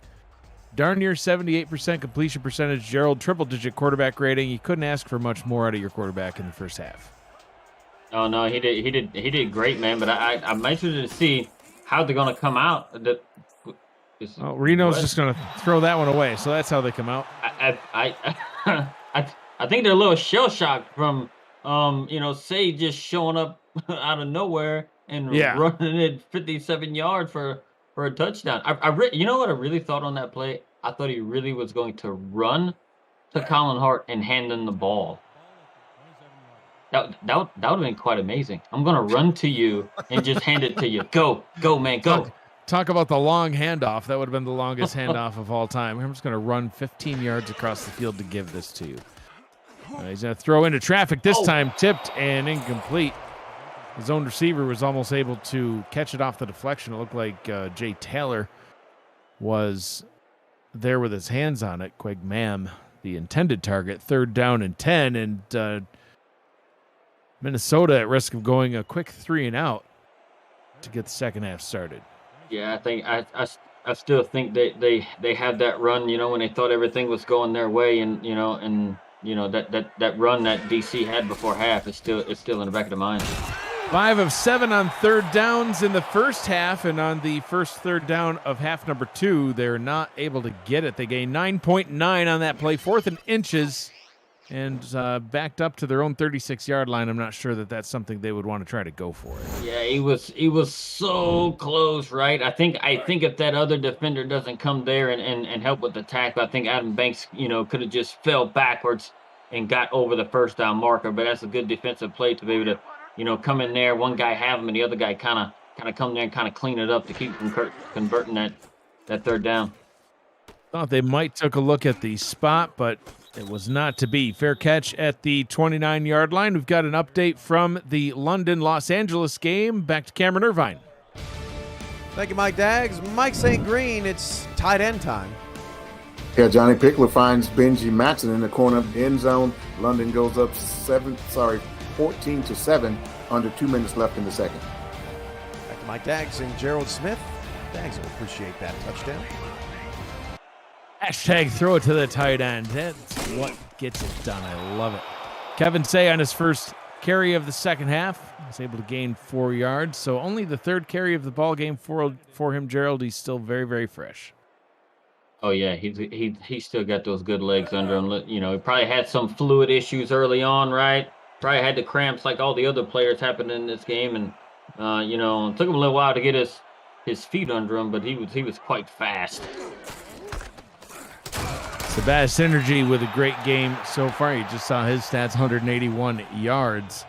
He's at 90% completion percentage, Gerald. Also triple-digit quarterback rating, 2 touchdowns, no picks. So looks like they're trying to lean a little bit more on Say now. The last 3 offensive plays for the Dragons have been runs. It looks like now they might need to go back to Synergy on 3rd down and 5.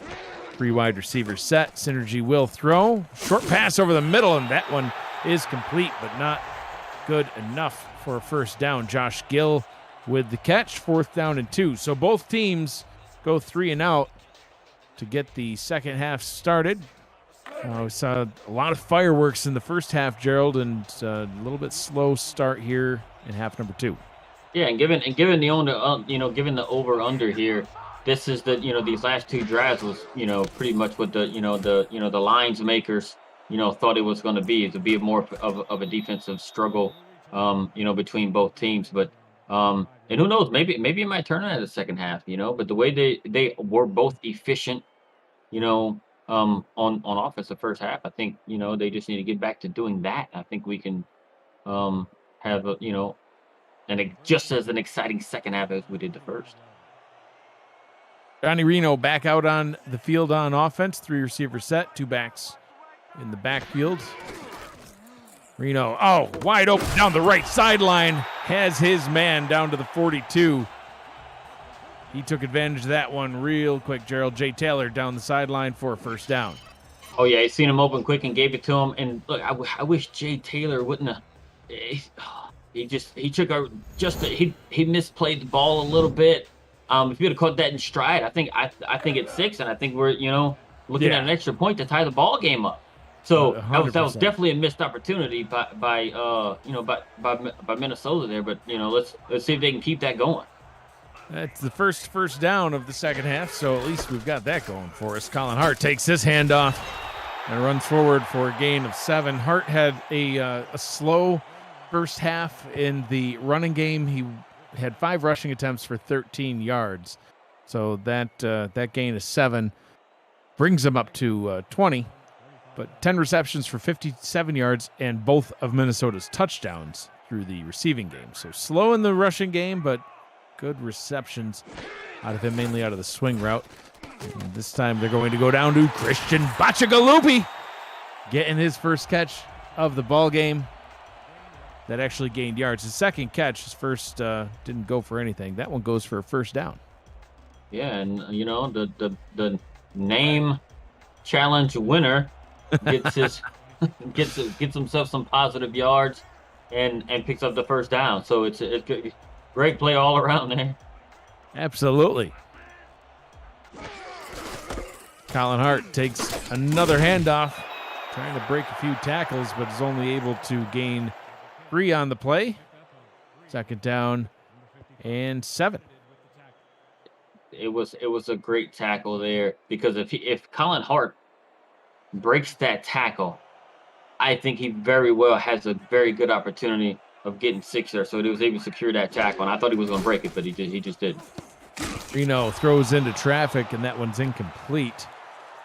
Third down and 7 coming up, and yeah, you more than most in the league know what Colin Hart looks like when he can break some tackles and get on open field. Coming over from your Louisiana Revolution in free agency to join the Minnesota Legend this season, he's done a lot of great things in the league. Yeah, and when Colin Hart is on, he's on, right? He's one of the best backs in the league, and I still think he is one of the best backs in the league, right? So, his history has proved what he can do.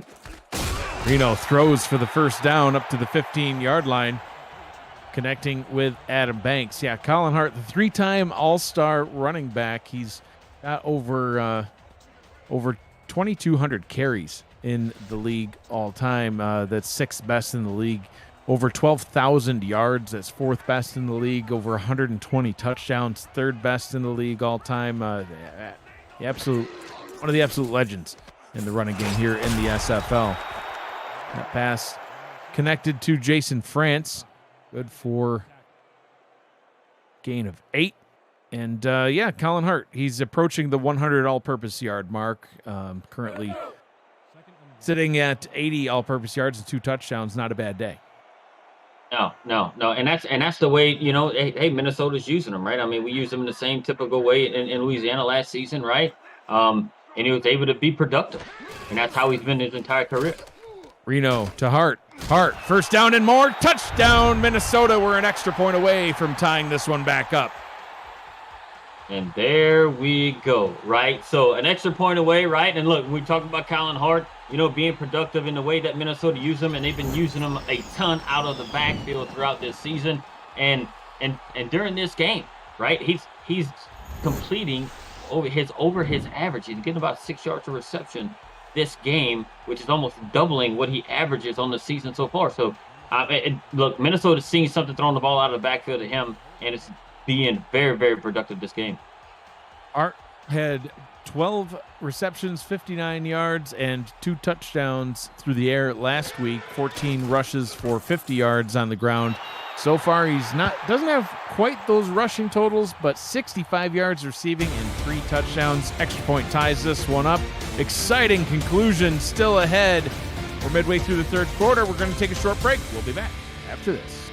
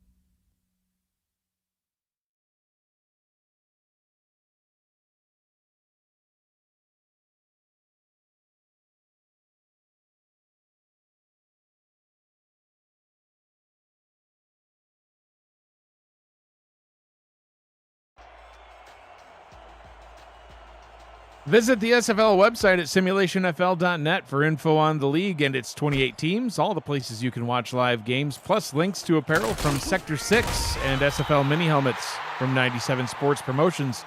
See all the league records, team stats, player leaderboards, the rankings of the next class of SFL talent, and so much more. Simulationfl.net, your home for everything SFL. We've got a tie ball game, Gerald, midway through the third quarter. Man, Minnesota is keeping the pressure on DC here, which is something a lot of people can't say they've done this season.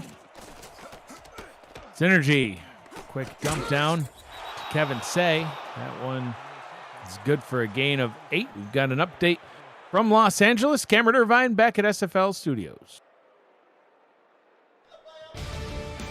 Thank you, Mike Daggs. London still scoring, Mike. Yeah, Cam, there's not an American werewolf loose in London, but Brandon Unions takes this touchdown all the way back. Pick 6, London up 21-7. More like loose in LA, as London has now a 14-point advantage. Kevin Say putting in some more work. Back to Mike Daggs and Gerald Smith. Thank you, Cam. Kevin Say indeed putting in more work, getting that first down. And London, undefeated for a reason, Gerald, as they look pretty dominant once again. Yeah, they like I called them, right? I called them scary good because they are legit. They can play both offense and defense. Synergy over the middle to Percoco. She gets the first down up to the 48-yard line. Percoco been pretty involved in this game, Gerald. That's her 6th reception, now approaching the 50-yard mark. Right, and she continues to find the space on that same route out of that same formation, and Reno is hitting her right there. So, there's a sweet spot right there. Hey, they need some yardage right there. Look, they got 8 to 10 right there, and it's an efficient way to move the ball. Synergy once again going over the middle to Percoco. Efficient indeed. Good for another 8. That puts her over the 50-yard mark. She's the leading receiver so far for the DC Dragons. Yeah, and they're going to do it. Look, and they're actually putting the pressure back on Minnesota here, right? With them driving now, they're in Minnesota territory. So, hey, Minnesota's putting the pressure on them by answering the calls, and DC said, hey, we can put the pressure back on you as well. Only 2 incompletions on the day for Synergy, and now you have a fresh Kevin Say, who's able to put chunk yardage up like that. First down and 10 from the Minnesota 34. Yeah, after their first drive of this half, for DC was a 3 and out. They're coming out and looking just as efficient as they looked all season right here. So this is the type of offense I expected to see, from DC, right? Getting those runs with Say and getting those nice routes to the receivers and everything else to pick up some yardage and just be as efficient as they can. And they play clean ball. They just don't turn the ball over. Synergy to Kevin Say. Oh! Good for a gain of 9. Nice move by Say to get up to the 25-yard line. And Gerald, look at that quarterback comparison. I mean, it's been a clean game all around on both sides. Look, and that's why both these teams are in the position they are as far as looking at playoff spots, right? And have the ahead of amongst the other teams that are vying for spots, man. And hey, you play this efficient and don't turn the ball over, you're gonna win games and keep yourself in games as well. Say hitting the backfield, able to break through 2 tackles to get all the way down to the 9-yard line. First down and goal. What a run from Kevin Say. Man, I want to see that run again. I want to see who missed that tackle in the backfield there. Oh, defensive lineman. Huh. Oh man, that's Mark Mello. He just rolled off a Say there. And that's not something that you would see very often. A guy as big as Mark Mello, 6'6", 295 pounds. He's got 95 pounds and 6 inches on Kevin Say, and Say's still able to just burst right through. Synergy, out route, tipped in, incomplete. Great play there by Tyga Clay. Second down. Yeah, look, I thought the route was open until Clay closed on that. Because initially, right when he threw it, I thought he had something there, but he just didn't. Look, and he could have just maybe put a little bit of air under it to to be able to get it to him. But it looked like he was wide open for at least about 5 yards to get him inside the 5 for sure. Second down and goal from the 8.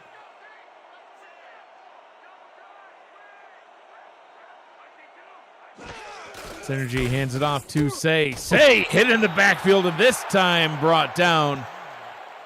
Max Knight says, hey, Mark, this is how you do it. Yep. And Max Knight is a very large man. 6'5", 350 pounds. He wasn't getting through them 350-pound arms on that one. No, that's like running into a wall. Third down and goal. Synergy steps up, pressure coming, and he gets the ball away, but Lauren Percoco made that catch and does not get very far. Yeah, she does indeed get the catch. Fourth down and goal from the 7 after a gain of only 1. And the drive was doing really good, Gerald. Big chunk plays, and then just got down inside the 10 and stalled. Yeah, look, and I got to give it to the linebacker that I was covering, Lauren Percoco on that play.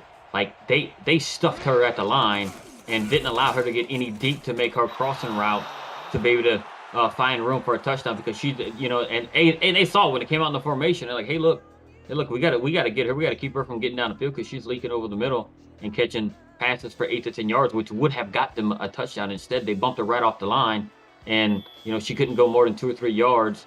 But the quarterback still found her. But they held her to only a few yard gain. Yeah, absolutely. Forced the field goal, which was up and good from Paty, and kicks this one away. DC now with a 3-point lead over the Legend. Adam Banks returning this one up to the 25-yard line. The SFL Minor League is about to begin. Games kick off Friday, October 14th on SFL YouTube, and it's not too late to create your player and get him or her involved in the next rookie class. Season 20's rookie draft takes place on December 17th and 18th, so don't miss your chance. The sooner you create the player, the better your player will be on draft day. For more information, visit simulationfl.net.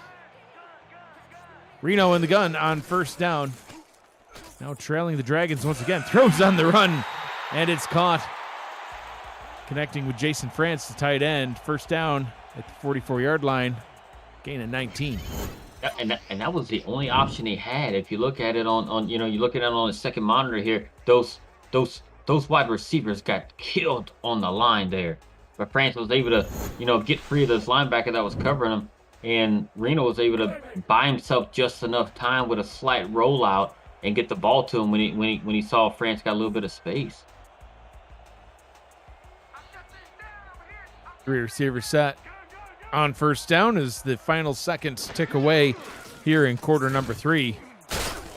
That pass into coverage is somehow hauled into DC territory. Great job finding Adam Banks. First down, the DC 45.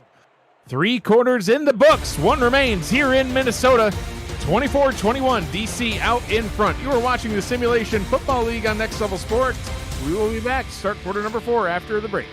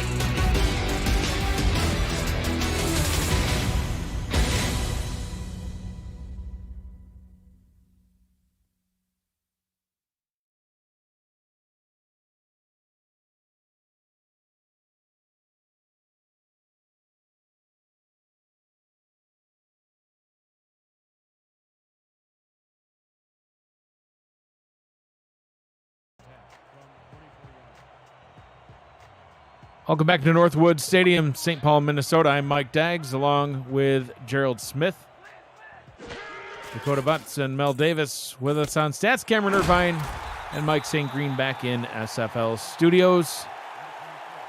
Hosting today's production for us, a gain of 8 to Buchanan Simons, brings up a 2nd down and 2. So not a lot of scoring in the third quarter compared to the first half, Gerald, but Minnesota on the move. Yeah, they're in DC territory, and that's actually, that's only the 2nd target and 2nd catch by Buchanan Simons this game. They've been holding them in check pretty well. Indeed, they have. Reno down to the bottom. That one good for another 1st down. Somebody that hasn't been held in check quite as well, Jason France with his 4th catch of the ball game. Buchanan Simons last week, 8 receptions for 65 yards. He was 1 yard less than Jason France, but one of the leading receivers last week and not getting a lot going for them this week. They might need him more later on. Great move by Colin to get the 1st down. I would have been happy with him just getting back to the line of scrimmage on that one, Gerald, and instead he takes it for a gain of 10.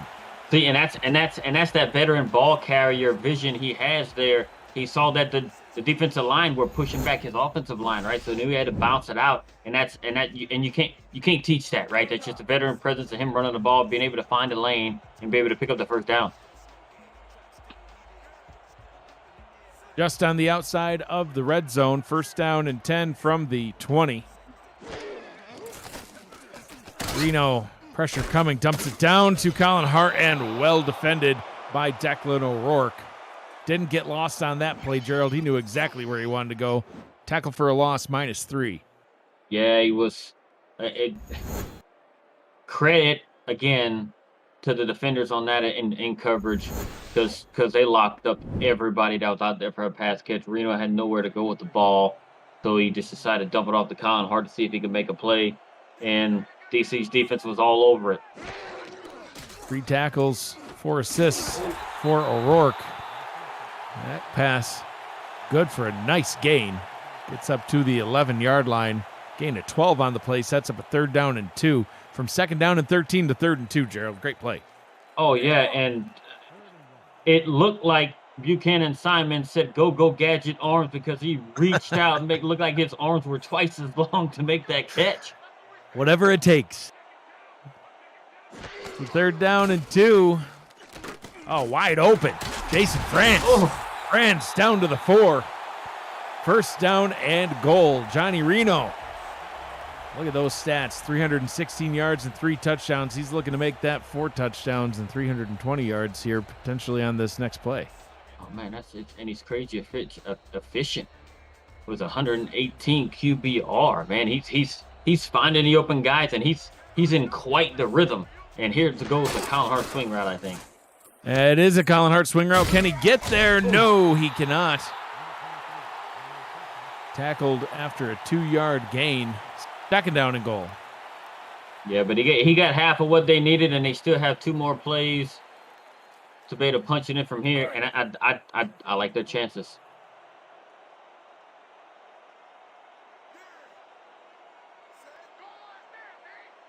Two backs in the backfield. Reno under center. Reno to throw up top. Christian Bachagalupi, touchdown, Minnesota.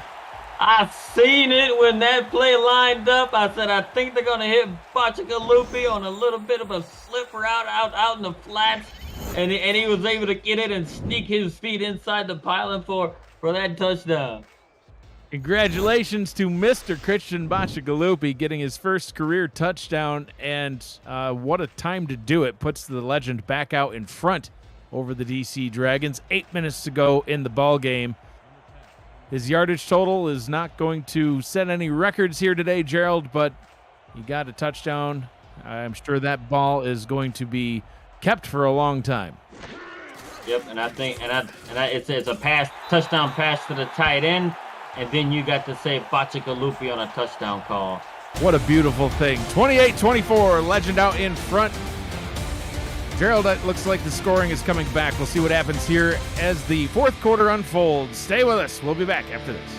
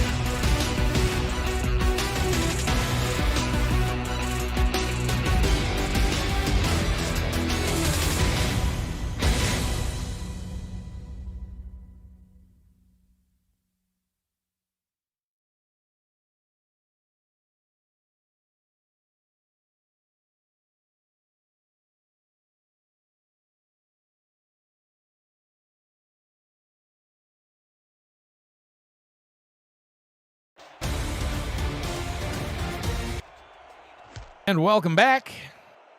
8 minutes, 3 seconds to go in the ball game. Minnesota with a 4-point lead. DC will get the ball back at their own 29-yard line. Gerald, Christian Bachagalupi got so excited about his first touchdown reception that he chucked the ball into the crowd. I think that might be a mistake by Mr. Bachagalupi. He's probably going to now have to pay a hefty price to get that ball back.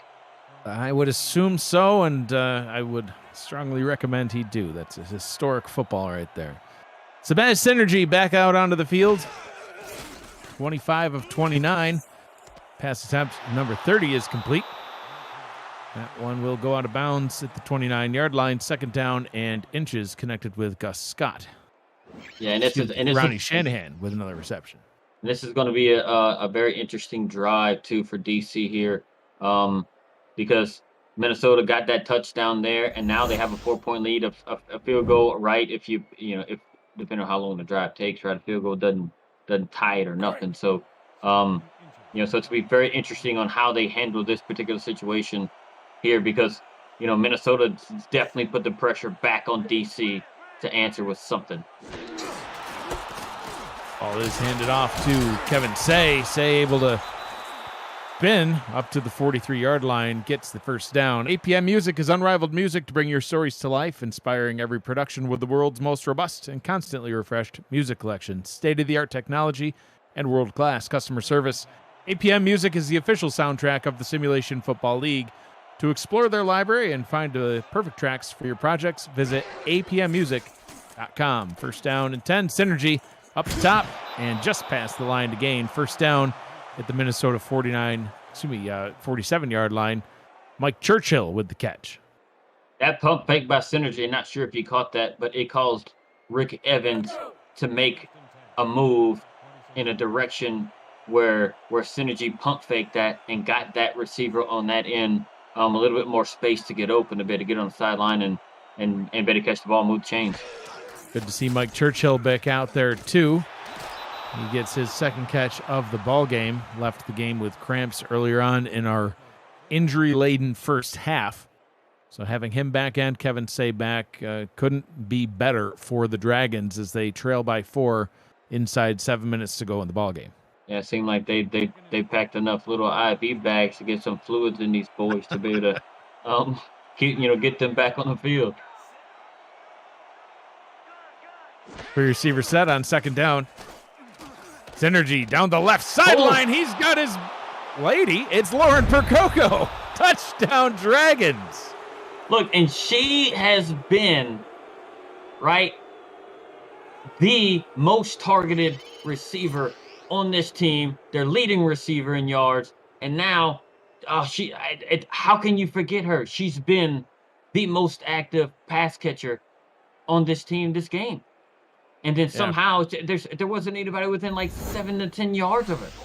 And how do you let her get that wide open and make that huge play? And again, the momentum could possibly have changed, and now it's back in Minnesota's hands to be able to see if they can handle the pressure that's being put on them by DC. Daniel Wright in on the coverage. Percoco now with 8 catches for 97 yards and a touchdown, including that 42-yarder right there. That puts DC back out in front. Extra point is up, and it is good. 31-28, DC out in front. Tomorrow, Next Level Sports coverage of the Simulation Football League continues at 8:45 p.m. Eastern Time. Florida tries to keep its slim lead in the East Division at rival Denver, plus live look-ins on the high-flying San Diego Mavericks in desperation mode visiting the Lone Star Glory. For a channel guide and more information about NXT, you can visit NLSE.com. Find out where you can watch Next Level Sports. Kick taken by Adam Banks, returned right up to the 21-yard line. We've got an update from Los Angeles. Cameron Irvine back at SFL Studios. News flash, Mike St. Green. London is good. Yeah, London's very good. Robert Merrill is good as well. He's kind of struggled all day long, but he spin move there, gets into the end zone for his league-leading 19th rushing touchdown and put London clearly ahead, 31-10. Knights on their way to 10-0 in the point differential SFL record. Back to my Dags and Gerald Smith. Thank you, Cam. London is good indeed. You know who else is good? Johnny Reno. He's having one heck of a ball game. Buchanan Simons getting another catch. Reno 35 of 44, 282 yards, 4 touchdowns, no picks. Doing pretty good, Gerald, and they're going to need him on this drive. Right, it seems like Buchanan Simons is showing up right at the right time, right when it comes down to the crunch time where they're going to need, their bigger stars to make big plays. And, it's a good time for Buchanan Simons to be able to show up because, it seems like they may need him toward the end. Here we are, under 6 minutes. Reno swings this one out to Hart. Hart, look at that. It didn't even get touched for the first 10 yards. Stiff arm the defender into the turf and goes all the way up to midfield. I'm not even sure if you heard me. I'm like, look at the blockers. Watching the convoy of people you had out there. Some of them threw a couple of no-hitters right here because you can see they didn't hit nobody and the guys kind of leak in, but it didn't stop him from gaining the yards that he had.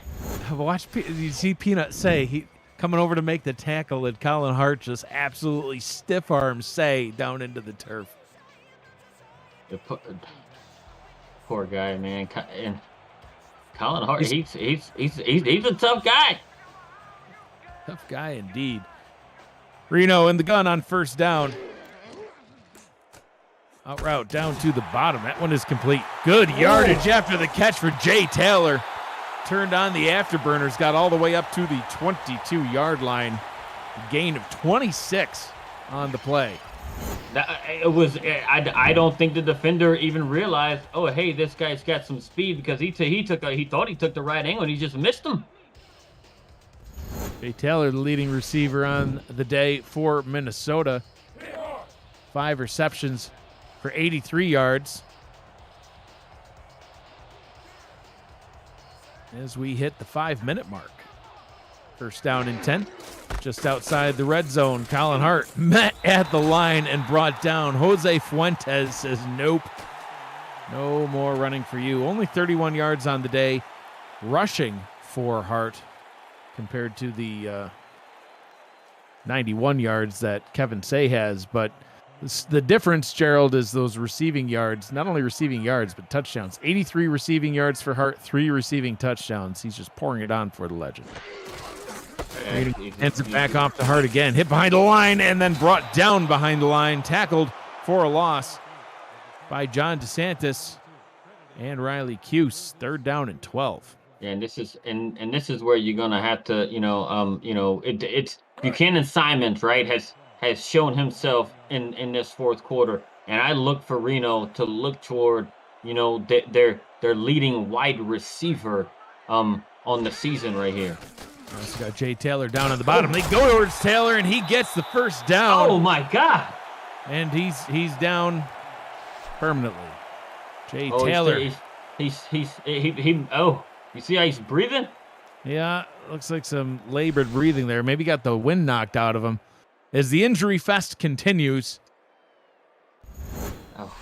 Josh Vasquez with the hit, and the leading receiver for the Legend, 95 yards, Jay Taylor, and now he's questionable to return as we're inside 4 minutes to go. So might have to lean back on Colin Hart. He's had a productive game. They're going to hand it off to him here. Hit behind the line, tackled for a loss, brought down in the backfield by Declan O'Rourke. He's got a couple tackles for a loss. O'Rourke has had a great game. Gerald, 2nd down and 14. Yeah, and that was good penetration right there, right? The defensive line is doing an excellent job of getting pushing back the offensive lineman, right? And it's having to, causing Colin Hart to kind of change the way he runs, and when you do that, it gives the linebackers every opportunity to pursue. Reno fires over the middle. Oh. That one is caught by Jason France. He got back a little over half of what he needed, a gain of 10 on the play. 3rd down and 4 from the DC 4. Gerald, I think that they can get a first down without even scoring. No. Oh, yeah. I don't think so. No. There's room. It'll be a 1st and goal from the goal line. You love those. No, man. That's not the thing. See what they can do here on 3rd down. Reno fires towards the end zone, and it's batted away. Nathaniel Diggs in on the coverage, trying to hit Adam Banks, and it's 4th down. Minnesota's going to have to settle for a Mickey Malillo field goal to tie this one up. I would have liked to seen Colin Hart come out, right, and win the formation where they swing it to him, because that's where he's been money with all of his passing touchdowns. So it was kind of odd to see them not be able to use one of their little swing routes or screen passes and get it to him, because he's been so good in this area of the field. But now you got double M7 coming out to try and tie the ball game up. 21 yards from the left hash. The kick is on its way, and it is good. We are knotted back up at 31 apiece. But the bad news for Minnesota, just under 3 minutes to go in the ball game, and they're going to kick it back off to the dangerous DC Dragons. And DC can milk this drive, Gerald, if they play it right. Heavy dose of Kevin Say, burn that clock. You could take up all 3 minutes and put it onto the foot of Potty for the game winner. See how it plays out.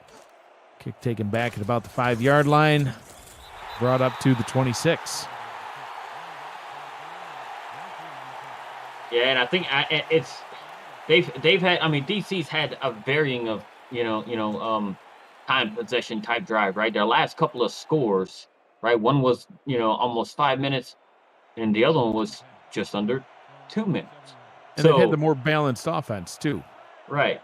So I mean, it's in their hands right now. They can kind of control the game here.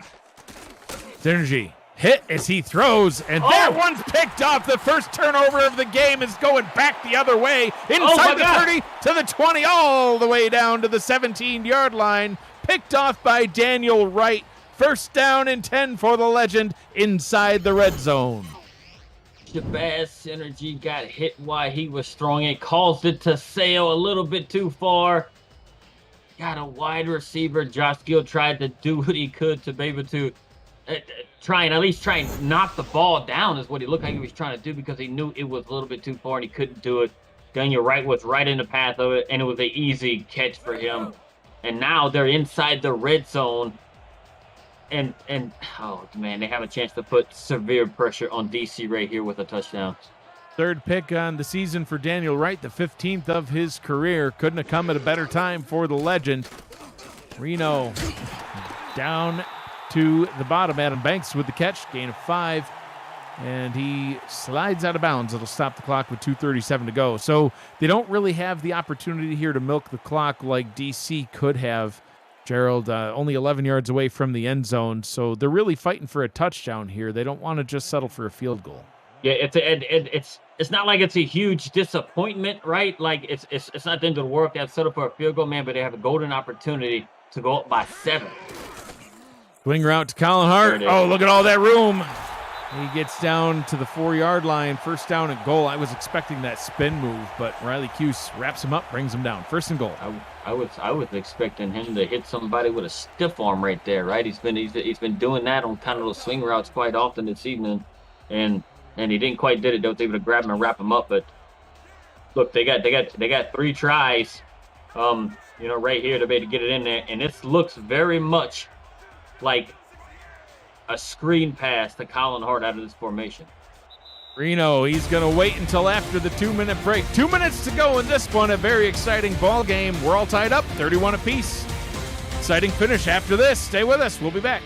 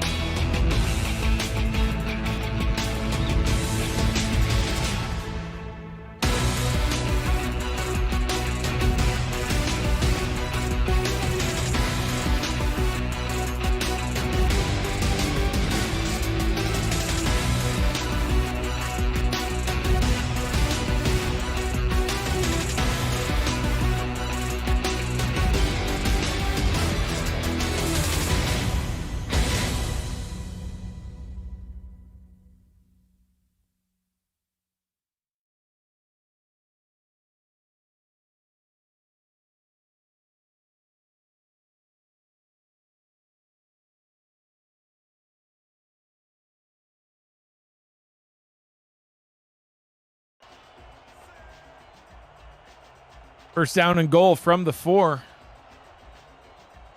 Under center. Colin Hart up top. They're going to go to him. Colin Hart in the backfield, tackled for a loss. And DC is going to burn their first time out. I mean, I know DC was ready for that, right? I feel like now, right, in hindsight, them lining up in that formation before 2-minute warning and then coming out in the exact same formation after the 2-minute warning gave DC a look at what they were doing and like, we know what's coming, right? We're gonna be waiting on that, and they were. Reno hands it off to Hart. Hart, can he get a rushing touchdown? He sure can. He powers his way into the end zone. Touchdown, Minnesota. They're back out in front.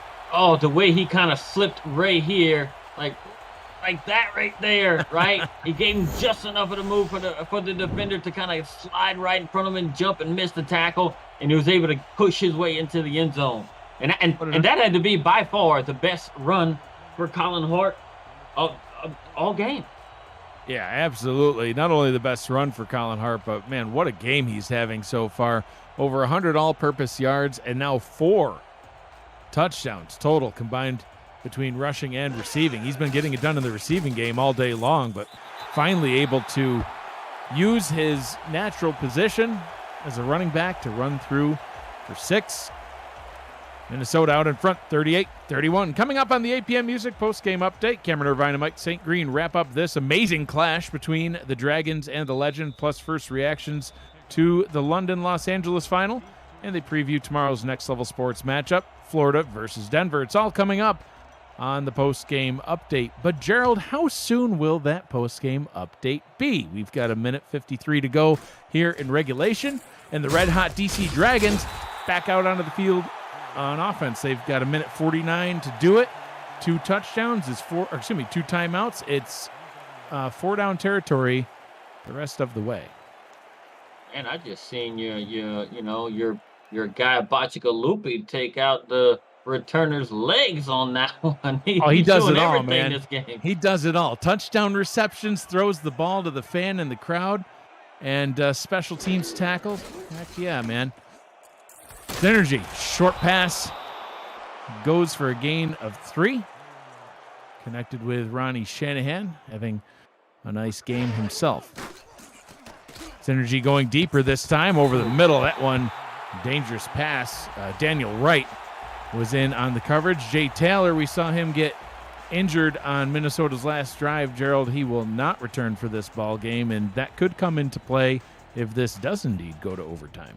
Yeah, it's crazy, right? One of the few guys that's actually gotten hurt this game that can't come back in.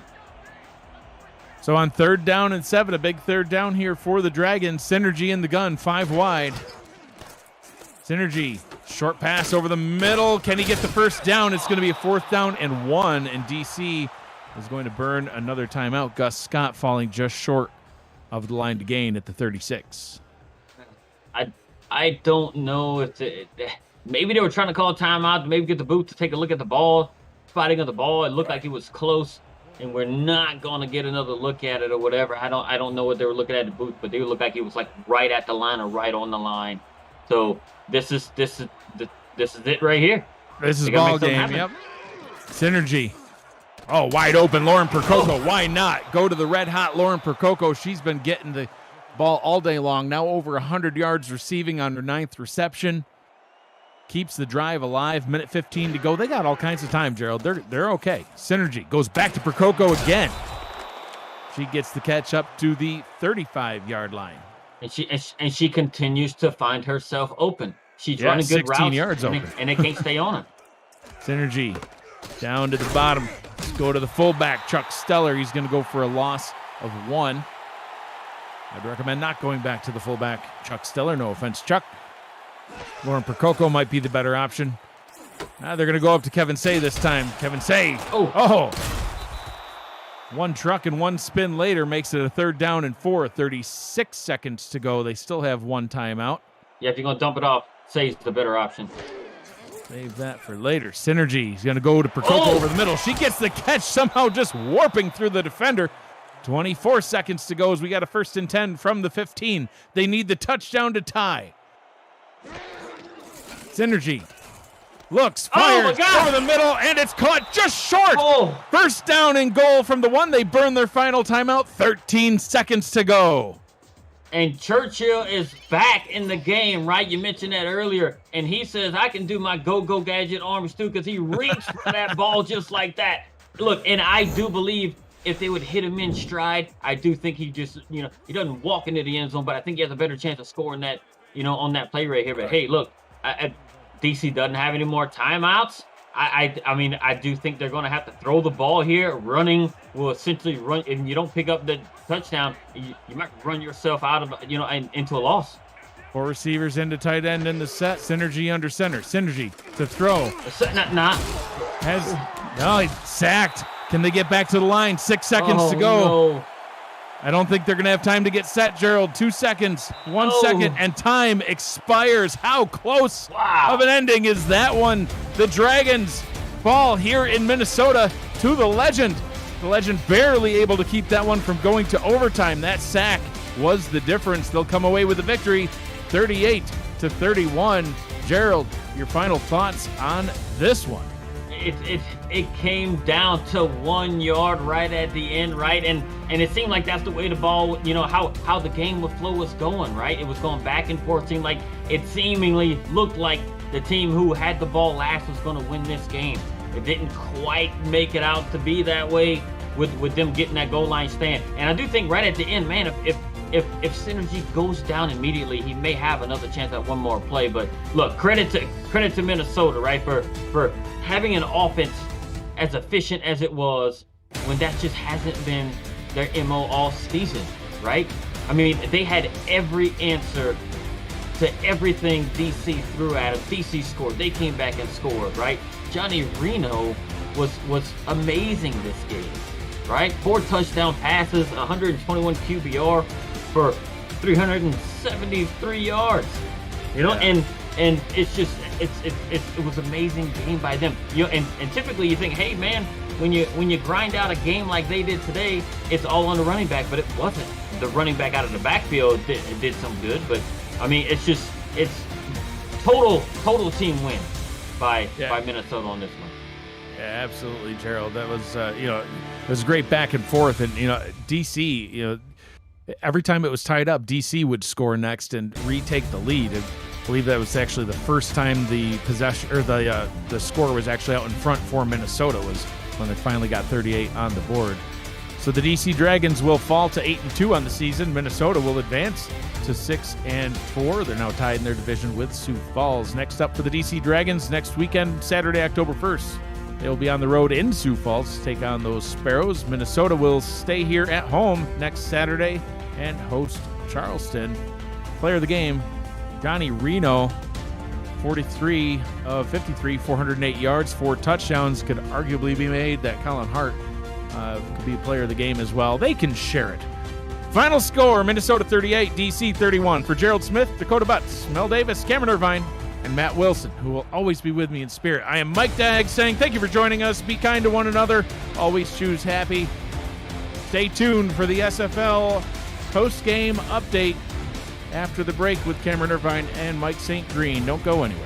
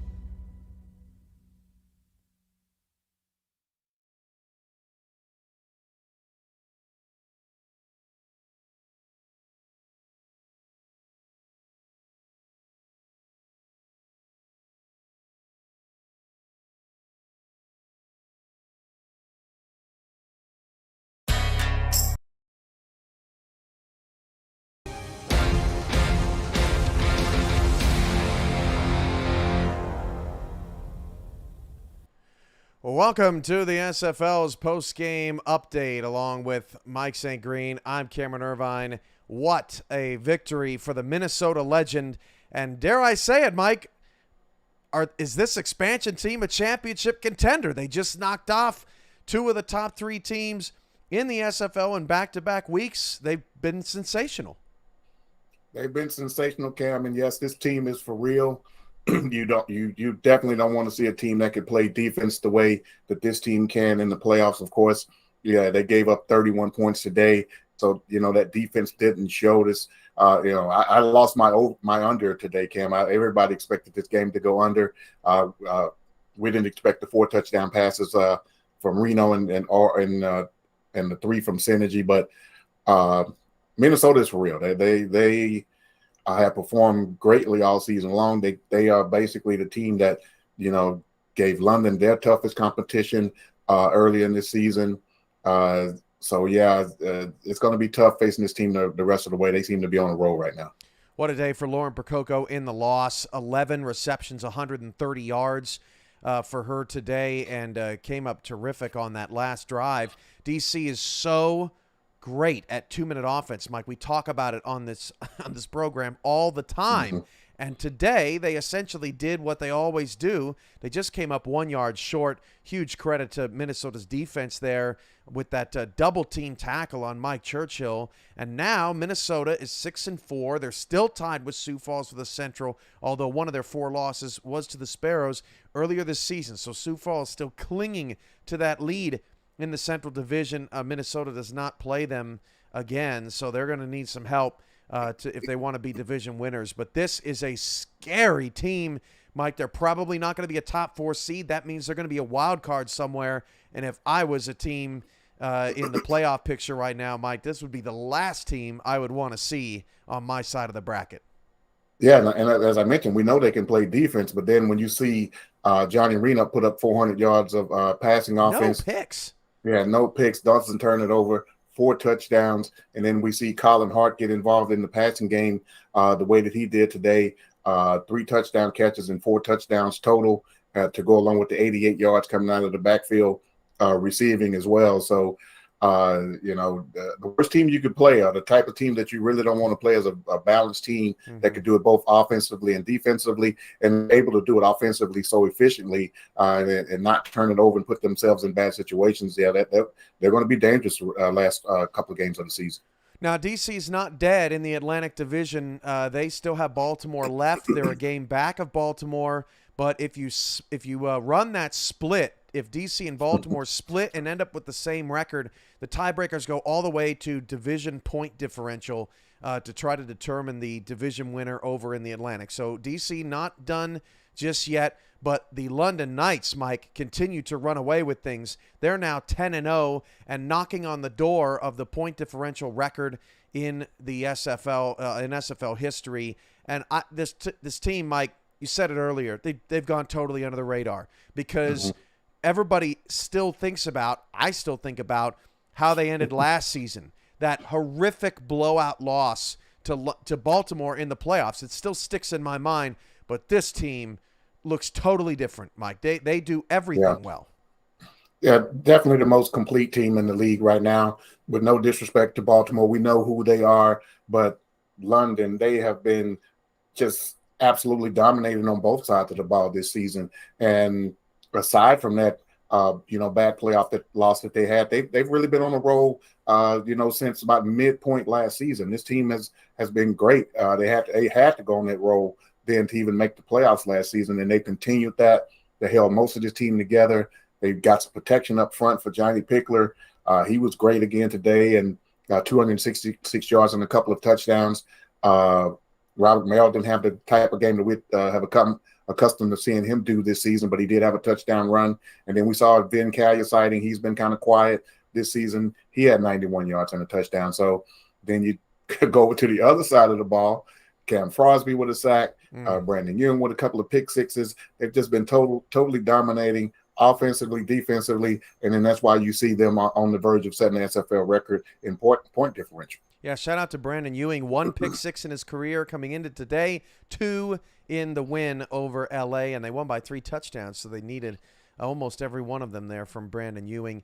Coming up on SFL YouTube later tonight, big game. Portland 4-5, Queen City 4-5, youtube.com/simulationfl. But tomorrow, Mike, It is a rematch of the season 12 and 16 championship game, and Denver's on the ropes. The 3-6 Nightwings take on the 5-4 Storm. Florida clinging to the lead in an ugly East Division. But this should be a good one because Denver's weakness is in their secondary, but Florida's weakness has been their passing offense. So Denver, this looks like a pretty decent matchup for them. Good matchup for Denver and a very important matchup for Florida. I mean, they could really put a stamp on that East Division, especially with the loss from Louisiana last night. They could really put a stranglehold on it and probably go ahead and close that division out with a win. And Denver, they're going to be in desperation mode to want to stay in the playoff hunt. So as you mentioned, they're kind of weak in the secondary, kind of strong on the front four on that defensive line. Cochran has been, unaccustomedly struggling this season. We are not used to seeing that from him. That Denver defense could probably give him problems, and we're going to look for a tough, close matchup.